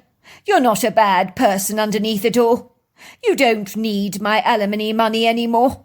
You can see you live like a queen. Why don't you go to your wealthy parents, Dustin? Ask them for a helping hand. Why would you come to me? I can't do that, Sasha, says Dustin obsequiously. I just can't. Oh, you're scared your father's going to be so disappointed that you've blown all your money. Let me guess, you put your savings into some lousy investment scheme that went badly pear-shaped. I'd never have allowed you to do that. And you wouldn't be in this mess now if you were still with me. You know your father's going to be mortified by your stupidity. He always said you didn't thoroughly engage your brain. You went diving into the deep end with the sharks without checking the safety of the water first. That's why I was so good for you, Dustin. I'd never have let you make those absurd choices. I'm sorry, Dustin, she says, shaking her head defiantly. Why should I clean up your dreadful mess? You spilt the milk, now mop it up yourself, and kindly leave me the hell alone. I cannot help you. Now will you please leave? You've said your piece. I'd like you to go. Dustin sighs with a wary frustration. Why was he not surprised by Sasha Dumfries? And her complete lack of empathy? Would he have expected anything else? Of course not. She was a narcissist, he thought. More fool him for thinking he could talk her around. She was as unyielding as a brick wall. He raised himself up from the luxurious upholstered chair, finding himself standing only 2 feet away from his ex-wife. He can smell her cloyingly, sickly sweet perfume. She appears to be smirking at him contemptuously. "You're pleased with yourself, aren't you, Sasha? You enjoy me grovelling to you, begging you to relinquish the agreement. I don't like having to ask you for this, Sasha, but I'm begging you to reconsider, to help me out here. I would appreciate it so very much. So would my family." "I will admit I'm not sorry to refuse you, Dustin. I have no pity whatsoever for your situation. You've made your bed. Now you lie on it. I'm glad you're going through hell. Really, I am. You deserve everything that's coming your way. Now you know what it felt like for me when you dumped me. And for the record, Dustin," she said, giving him a triumphant grin, "I'll never, ever get married again, and you'll never be freed from your alimony payments." Now she was really toying with him like a cat with a mouse, enjoying seeing him squirm. In a trice, Dustin's boiling blood rose up like a fiery inferno, and before he knew it he had punched Sasha in the face so hard that she went flying backwards, her head hitting the wrought iron glass table, her whole body flopping over like a rag doll, landing on the gleaming oakwood floor with a loud, ominous thud. Dustin hurriedly ran over to her, alarm coursing through his veins. What had he done? He'd hit a woman for the first time in his life. "Sasha, I'm sorry. I didn't mean to." The woman is lying there limp on the floor, looking exactly like a boutique's mannequin, and Dustin knows at once that she's dead. There's no doubt, because her eyes have become like cold marbles, staring vacantly into space, with eyes that no longer see. Dustin reaches over to check for a pulse, feel for a heartbeat, but there is nothing, absolutely nothing. The woman's body is limp, unresponsive, unflinching. "What the hell have I done?" thought Dustin. "I could go down for murder. No one would believe it was an accident. After all, he'd have a motive to murder his ex-wife, a cessation of alimony payments, and a revived ability to finally pay his debts." Dustin works fast on his feet. He hurriedly dashes over to his ex-wife's bedroom. He looks for one of her Louis Vuitton suitcases and quickly selects a variety of clothes his ex-wife would normally wear, placing them neatly in a suitcase, along with her passport and purse. Sasha was very close to her sister Selina, who would possibly tell the police that Sasha must have gone away. He knew she was forever going off on cruises and holidays, sometimes quite spontaneously. Dustin wanted to make it look like she'd gone away. No one must ever suspect that he had anything to do with her fortuitous demise. What about his white Hyundai, parked in her driveway? Maybe someone would have noticed it, but then again, even if they had, there are hundreds of white Hyundai out there. His was one among hundreds of thousands, he was sure. It was amazing that Sasha Dumfries was dead, without any blood leaking from her head. At least he didn't have to clean that up, and there was no evidence of an obvious crime scene here. Dustin lined his trunk with dozens of black bin liners, plastic taupe and blankets. Thank God it was dark out there. The night was not friendly. A half-crescent moon had tucked herself behind a misty, tenebrific, vaporous haze, almost as if the moon could not bear to see what Dustin had done, and was shrivelling up in disgusted revulsion. He couldn't bear to see what he'd done either. It made two of them. This whole thing was a ghastly nightmare, a grievous mistake, the likes of such that happened only in the movies, but never in real life, surely not. Murders were done by evil, vindictive people who had no heart or soul. But tonight Dustin had become the lowest of the low, a cockroach of society. He had never willfully meant to hurt Sasha Dumfries. It had happened so incredibly fast. It had been a dreadful accident. Sasha had cruelly provoked him. He should not have lashed out at her like that. He wasn't aware of his own strength. He'd never hit a woman before. but an unrestrained impulse had engaged his fists before any sense of judicious reasoning had been called into play. Dustin rolled his ex-wife up in a long blanket. She was heavier than he remembered, but he managed to carry her to the trunk, where she slipped easily into the back. He covered her with some dirty washing he found in a laundry basket. He glanced briefly around her house for the very last time, checking for anything he might have overlooked, but everything looked fine. Justin threw the contents of the refrigerator in a bin bag. He perceived an empty fridge would suggest someone was going away. Finally, with his heart heavy, his mind abuzz with the horror that he found himself ensnared in, he climbed into his truck and drove home at a decent speed, because he couldn't afford to be stopped by a state trooper or some cops on the road. That was the last thing he needed. When Dustin drove down the family's long sweeping driveway, his truck juddered and choked as it rolled over the uneven ground. He stared vacantly through the windscreen window. His mind had become like scrambled eggs, but he had to think clearly, concisely. He had to leave no stone unturned. He didn't need a trail of evidence to lead straight back to his front door. He had to be cleverer than the police. There was no way he was going to spend the rest of his life rotting away in a prison cell on account of Sasha Dumfries. If that woman had one reasonable, decent bone in her body, it would never have come to this. That poisonous ex-wife of his had stolen enough from his life already, and he'd be damned if he was going to let that woman ruin his life from beyond the grave.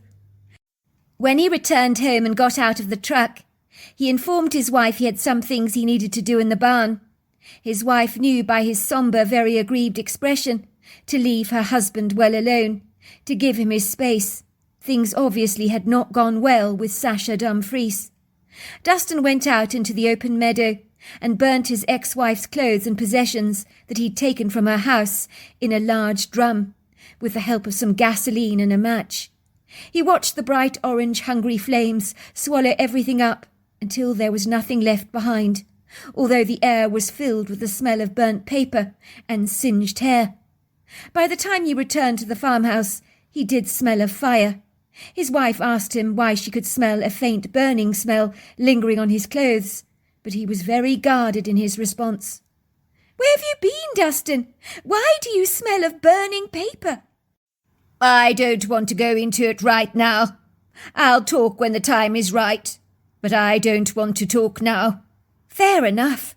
I thought as much. That's why I didn't come to check on you when you went to the barn.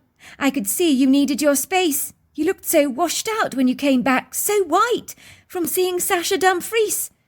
It didn't take a rocket scientist to discern that things did not go well. In hindsight, I shouldn't have persuaded you to go and see her.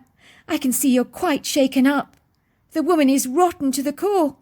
Do you want to talk about it?" "No, I don't. I appreciate you giving me my space, sweetheart. It's one of the things I've always loved about you. Why don't you go to bed right now? I think I'll hang around and watch some sport on television. I'm too wound up to relax." "Are you sure you're all right, darling? You look distinctly peaky. I'm worried about you. In truth, I've never seen you look so dreadfully out of sorts, apart from the time when you had that bout of pneumonia. I thought seeing that woman face to face would make things go so much better, but I can see I was wrong. More fool me. I'm so sorry it didn't work out.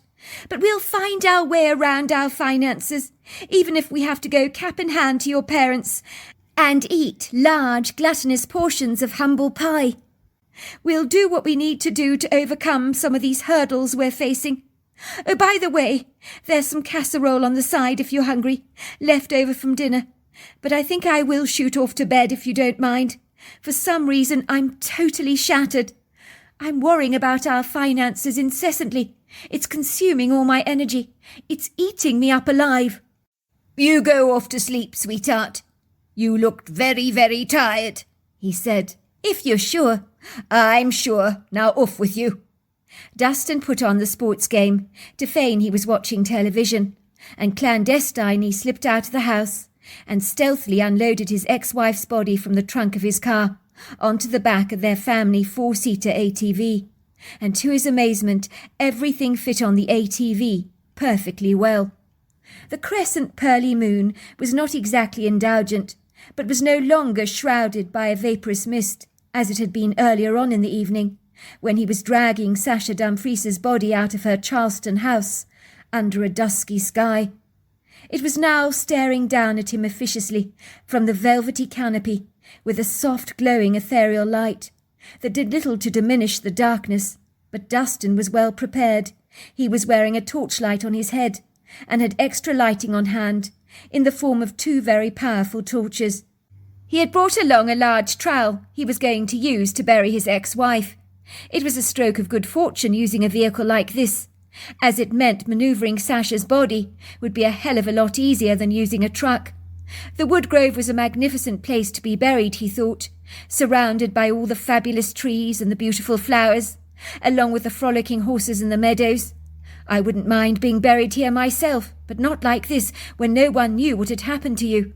But Dustin chastised himself for engaging those thoughts. There was no point in crying over spilt milk, which was the story of his life, one mistake after another. It was a cool night. The temperature had dipped significantly. A feisty wind was blowing. It whipped against his caramel-coloured pants that were now smothered with a grey ash. The panelling wind nudged his cheeks with its icy cold hands, whispering through the trees words that sounded ominously like, "I know what you did. I know what you did." He juddered and jolted down the earthen trails of this woodgrove, driving his ATV rather recklessly, surrounded by the towering loblolly pines, the black topilo and red maple trees, that stood proud and tall, like skyscrapers in their lofty majesty. In the lingering twilight, their imposing silhouettes meant that they became like the trees in a black and white photograph, ambiguously obscure and indeterminate. It was too bad Sasha Dumfries had to be buried in this magical place, because when he entered the woodgrove in future, he'd always be reminded of what he'd done to her. That woman contaminated everything she touched. The air tonight was arrested with the pleasing fragrant smell of wild flowers, pine and moss, while the tranquil sounds of the crickets trilled out into the night. Their cheerful orchestra was like a reassuring band-aid on his angst. Finally Dustin located an agreeable spot under a black tupelo tree that would be the perfect place for a grave. He began to dig the grave. The ground was hard and unyielding, but with some forceful thrusts with his heavy trowel against the dense compacted earth meant it heaved and groaned, and some of the soil gave way, finally loosening, while gnarled roots broke off in his hands like skeletal bones. His heart was ponderously heavy, his mind a whirlwind of chaotic confusion. Would it not be best to own up to what he'd done? But supposing a judge and jury showed him no mercy, he could potentially be locked away in a prison cell indefinitely, maybe for the rest of his earthly life. What would it do for his children and his wife? It would destroy them. Their father, being labelled a murderer, would hardly do his daughter Caroline any favours in her legal career that she hoped one day to pursue. He could visualise his daughter now saying, "Yes, of course, I'll represent you. That's right, I am the daughter of that savage murderer that mowed down Sasha Dumfries in cold blood." No one would ever see things from his perspective. People were so quick to judge men unfairly, believing the woman was always the victim. When the woman ended up dead, the man was always labelled the monster. As is often the case, nothing is what it seems. He could imagine Sasha Dumfries's lawyers standing in front of the jury saying, "Ladies and gentlemen of the jury, we all know that Dustin Oswald could have walked away from Sasha Dumfries, but so enraged was he that he punched her violently hard. She fell back and hit her head on a wrought iron table. He was inflamed with fury. This is murder in cold blood. He needs to be sent to prison for the rest of his earthly life." "Oh God," he kept saying to himself, "what the hell have I done? What have I done?" All of a sudden he felt his heart pounding violently in his ears, his chest tightening, his breathing becoming shallow. For a moment he is certain he's having a heart attack, but then he realizes it's probably a panic attack. Beads of perspiration are pouring down his forehead, and for a second he breaks out in a cold chill, as if he's running a fever. He decides to rest under the black tupelo tree for a while, and sits down to breathe, with a trowel at his side. He finds his whole body quivering, choking up with tears, as he begins to sob. How he wishes he could go back in time, undo the damage of what he'd done. But there was no going back. Sasha Dumfries was dead. How long he sat there crying, he didn't know. He had no concept of how much time had passed. But when he looked up, he realized he was not alone. A tall, powerful, majestic wild woman was standing yards away from him. She furrowed her forehead, displaying a genuine look of grave concern on her leathery grey, human-like face. Dustin suddenly found himself swaddled in an all-encompassing, warm, congenial hug, as the creature seemed to be showering him with love. For a moment he was so nonplussed by this hairy woman, who he knew at once was a Bigfoot, that his troubles just seemed to float away for a brief second, like the white smoke from a chimney. Of course he had heard about the elusively ambiguous creature known as Bigfoot before, yet seeing one up close and personal, it seemed almost too incredulous and fanciful to be real. Was he being delusional, he wondered, his mind so consumed by his lugubrious melancholia that he was now seeing things that weren't actually there? He rubbed his eyes in disbelief, but when he opened them again, the creature remained still there. Her deep-set, intelligent dark eyes were fixed directly on him. She was easily 8 foot tall, 6.5 to 700 pounds, her body robust, powerful, burly, her hair long, dark and shaggy. She had a pyramid-shaped head that seamlessly flowed into a pair of humongous shoulders. But what startled Dustin the most was that she possessed a face so human that you would have to consider Bigfoot a human species, he thought, not something related to a primate.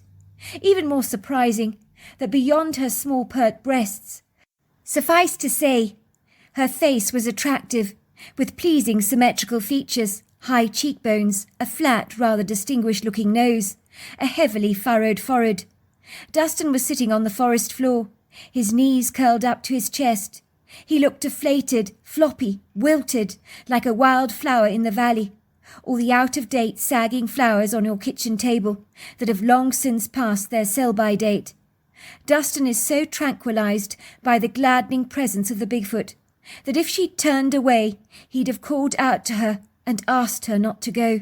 "Please don't leave me," he would have begged. But he didn't need to do that. The Bigfoot seemed to sense he needed her. He didn't feel so dreadfully alone when she was here. For some reason he found himself talking to her. Was he an idiot, he thought? Did he really think she could understand him? It felt good to get something off his chest. He had to tell someone what had happened, what he'd done, and this ambiguous hairy woman of the woods was not going to bust him to the cops. She'd never do that. And maybe she wouldn't understand a word of what he was saying. But sharing his experience with someone who might just listen was a burden he'd gladly like to offload. It felt so good to let his grief out. It would seem all his heartache involuntarily tumbled out of his mouth without restraint, and he found himself confiding in this Bigfoot. "I'm in trouble. I've done something very bad. If the authorities found out about it, I could be locked up for the rest of my life, never to see the light of day again, and I could bring so much shame on my family." The Bigfoot looked at him through her discerning, judicious eyes, and Dustin realized that she understood every word he was saying. She moved towards him, lowering herself onto the ground, sitting opposite him in exactly the same pose that he had adopted. Her long legs were cradled up to her chest, cupped by her overlong arms. She had mimicked his seating position. "She understands every word I'm saying," thought Dustin in amazement. Every word. But she didn't judge him in the calculated way that humans would do. She just listened. Finally he said, "I have to bury her. She's on the back of my ATV. I can't let the authorities recover her body, or suspect I'm involved in her fortuitous death. I did think of coming clean, owning up to my mistake. But I know how the judiciary system works in this country. I'll be labelled a cold, calculated killer." That was when the Bigfoot spoke to him, in a language he did not comprehend, but Dustin found the words were downloaded into his head in English. "Ikitali bosh aganasi." Do not be hard on yourself. "Titomotilana, ipotola pitani, hisikatolo, abashanasina, hikina folabo, asalawa." The woman's death was an accident. She provoked you. She made you angry. She refused to help you. She enjoyed your suffering. She was the greater murderer in that regard. She wanted to sit back and watch you break apart, like a tree dangling onto a very flimsy trunk, and with one push it will easily snap. "Ikono bonoshi, ikintala nasi, o palakilat, ho punifolon ponta, isina tuana." She knew the suffering she'd brought on your family, but she didn't care.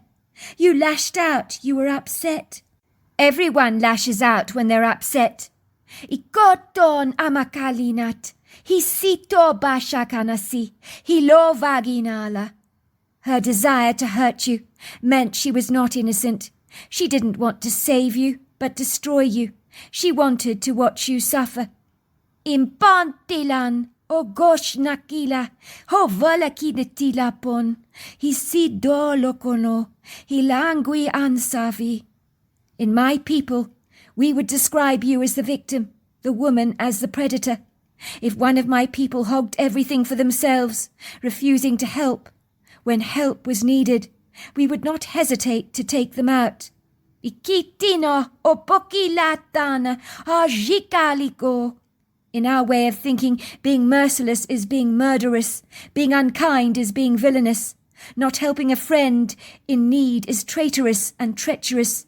"Itinto hapatilasha, hogona ilitani, hitolobaga." This woman you speak of needed to go. Her heart was cold. Life is a gift. People who exploit that gift are not welcome here. They are the bad eggs. They need to be discarded. Maybe, but I'm going to get into trouble. If the police send their dogs into the woods and they smell her scent, then I could potentially be arrested and convicted of her murder. I could be locked away for a long time. I have a wife and family to consider. I can only imagine what this will do to them. "Pitato, apocolanti, hisifa kinalono, hisataliko, hisifa shikini." Well, why are you burying her here? You give yourself away. The ground is hard and unyielding here. Any soft, recently dug ground will easily reveal her grave. The dogs will locate her smell. Trouble will follow you, like a bad smell. I know, but what am I to do? Akinat, ombokotana, ilitina, isikatolo baki, isafoshakanasi, halakitala, hogolagiwana, ilika fukoshana. "Leave it to me," says the Bigfoot. "I'll bury her where she'll never be found. The dogs will never be able to pick up her scent or trail. Where is she? I'd like to help you if I may. No man should be punished for something that is an accident. Where is her body?" Dustin led the Bigfoot to the taut plastic with the woman's body wrapped inside. "Right, I'll take her for you. I'll bury her in a beautiful place. But she'll never ever be found, and the dogs will never uncover her scent. That I can promise you with all of my heart." Thank you, said Justin. "I don't know how to thank you. You have no idea what this means to me." "Ikitabo, akalakita, homokatala natwa, isipo kwanasi, hafukolonashi, hagilana kalakoto." Don't thank me. I was meant to help you. You were meant to be spared. You're a good man. Dustin watched in amazement as the Bigfoot threw the body of Sasha Dumfries over her shoulders in the taut, lined plastic bag. Sasha Dumfries was like a feather to the Bigfoot. No problem at all to carry away. Nakilato abaswa hipola pa isafana. Now you go home and rest, she advised. And remember, this was not your fault. Forgive yourself. Don't worry about where you've been digging. I'll fix the ground up for you, so it looks untampered. 2 months later, when Dustin saw 2 plain-clothed detectives walking to his front door, he knew what they were here about. He hadn't told his wife Priscilla what had happened to Sasha Dumfries, only because she was a dreadful liar, and if she was cross-examined by the police, she would not stand up very well to their scrutiny. She would look as if she had had something to hide. Justin had his truck thoroughly cleaned and had burnt all the clothes that had belonged to his ex-wife. There was no evidence in his home that would lead to Sasha Dumfries, and he had continued to send her alimony payments in the post so as not to raise any suspicion from a snooping detective who might easily smell a rat. The 2 policemen were led into the living room, while Priscilla went off to make them tea. She appeared to be trembling. She didn't like the fact that the 2 plainclothes detectives were in her home. "What is this about, officer?" she asked. "Has something happened?" Why don't you make us a nice cup of tea, ma'am? We will inform you what's going on in a moment. We just need to speak to your husband first, if we may." Dustin could hear his heart thundering in his chest so violently. Oh, this was awful. He was sure these men could hear it too. His fingers were clammy, and he could feel beads of perspiration breaking out in his back. "Be calm," he told himself. "Be calm. If you look remotely tense, you'll make it look like you have something to hide." The older police detective was studying him curiously through his rather avant-garde spectacles that had rather zooty silver frames which seemed to bring out his steely grey, judicious eyes. He was scrutinizing Dustin's body language. His eyes were as sharp as an owl, taking everything in, from the furniture to the shabby grey dog they had collected from the pound recently, who had become very attached to Dustin of late and followed him around everywhere he went. Now he had become a footrest for Dustin's shoes, and the dog's comforting presence helped him to calm down significantly. The other police inspector looked young, well, young enough to have broken into a fresh scattering of pink pimples on his chin, obviously made worse by his attempts to shave. He looked a lot more timorous and callow, as if he was new to the job, and still finding his feet. "Mr. Oswald, my name is Inspector Sidney Winthrose. I'm here to ask you some questions concerning a missing persons case.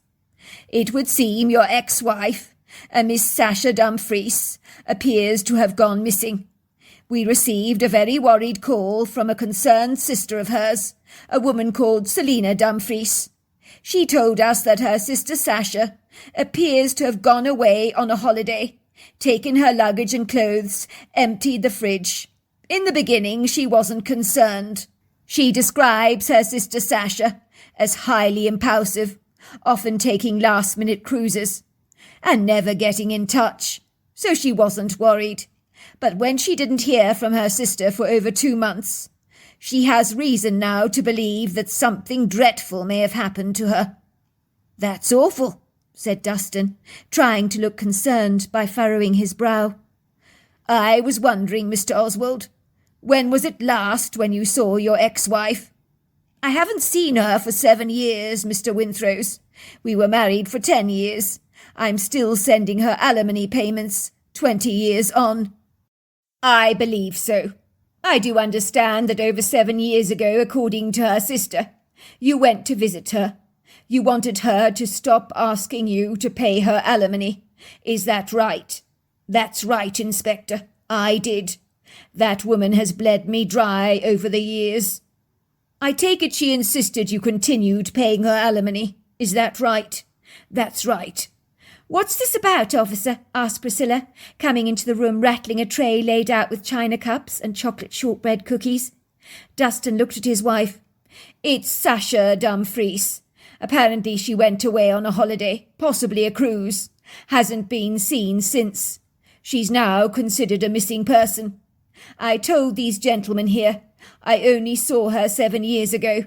Isn't that right, sweetheart?" "That's right," said Priscilla, realizing she needed to cover up for her husband in some way.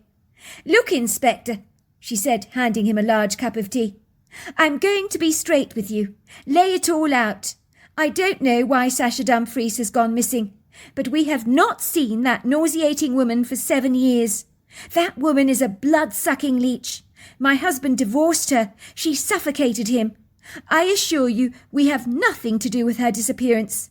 In fact, if you doubt us, you can search our woodgrove and our home. Turn it upside down if you like. We have nothing to hide." She pauses for a moment. "Do you suspect foul play, Inspector?" The inspector caresses his silvery beard with his fingers. "I'm afraid we do. We've been interviewing a great deal of people. Let's just say Sasha Dumfries has accumulated a great deal of enemies over the years. No one has a good word to say for her, besides her sister Selina. Most people said they hoped that she would never be found. She has been described as manipulative, vindictive, calculating, spiteful, condescending. I gather she was having an affair and blackmailing her ex-lover to pay out big bucks. Or she would tell her ex-lover's wife about the affair. The man described her as the most insufferable woman he'd ever met in his life. But it turns out he has a rock-solid alibi. For the last 3 months, he's been living in New Zealand with his family. We've got several suspects in this case who have had altercations with Sasha at some time. She seemed to exploit people, overcharge her customers on the products she sold them. So she's made a lot of enemies and a lot of people angry, which means it's increasingly difficult to find out if anyone would hate her enough to harm her. Most people have no sympathy for her plight at all, I'm afraid." "Why does that not surprise me?" asked Priscilla. "I noticed around the time that Sasha Dumfries went missing that your finances were in a very bad way, Mr. Oswald, but I see the problem has been rectified." "Yes, Inspector. I'm afraid my husband put all his eggs in one basket. He was well and truly duped by a scam that went badly wrong. We lost all our money. We're in a dreadful mess for a while, until my husband asked his father for a helping hand. It turned out he was glad to help, so he's lifted us out of our problem. He's been a lifesaver, a real gem." "We all need fathers like that," said the inspector. "Mine was as poor as a church mouse, I'm afraid. I'll see myself out.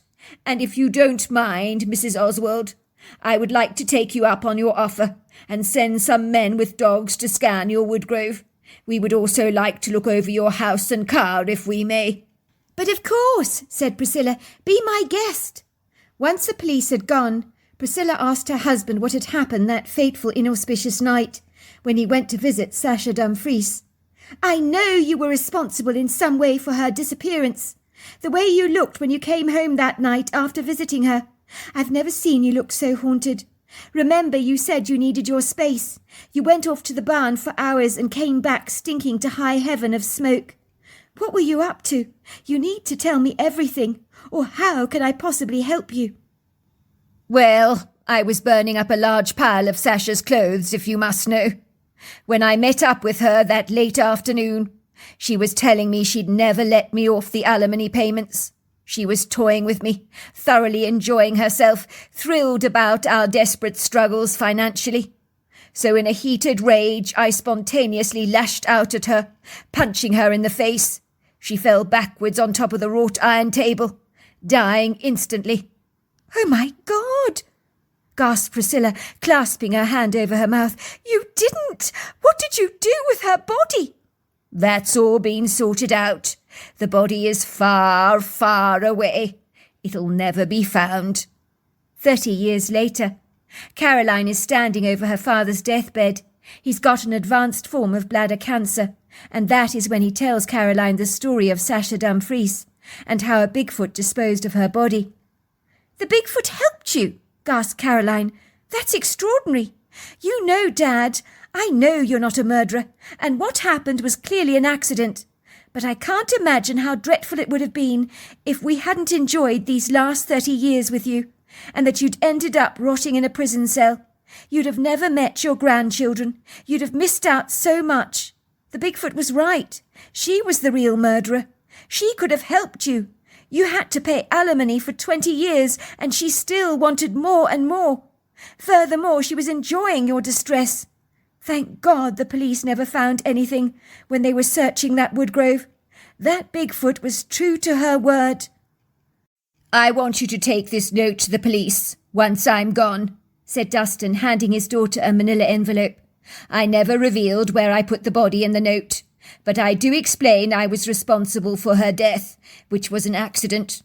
I don't want them to know Bigfoot helped me in this regard, but I want the police to know what happened, so they can finally close their files. Would you do that for me? Of course, Daddy, says Caroline, kissing him on the cheeks. I imagine they already know she's dead. She's been missing for a long, long time now. You can tell them she was buried in a beautiful place. That Bigfoot saved my life. She had my back.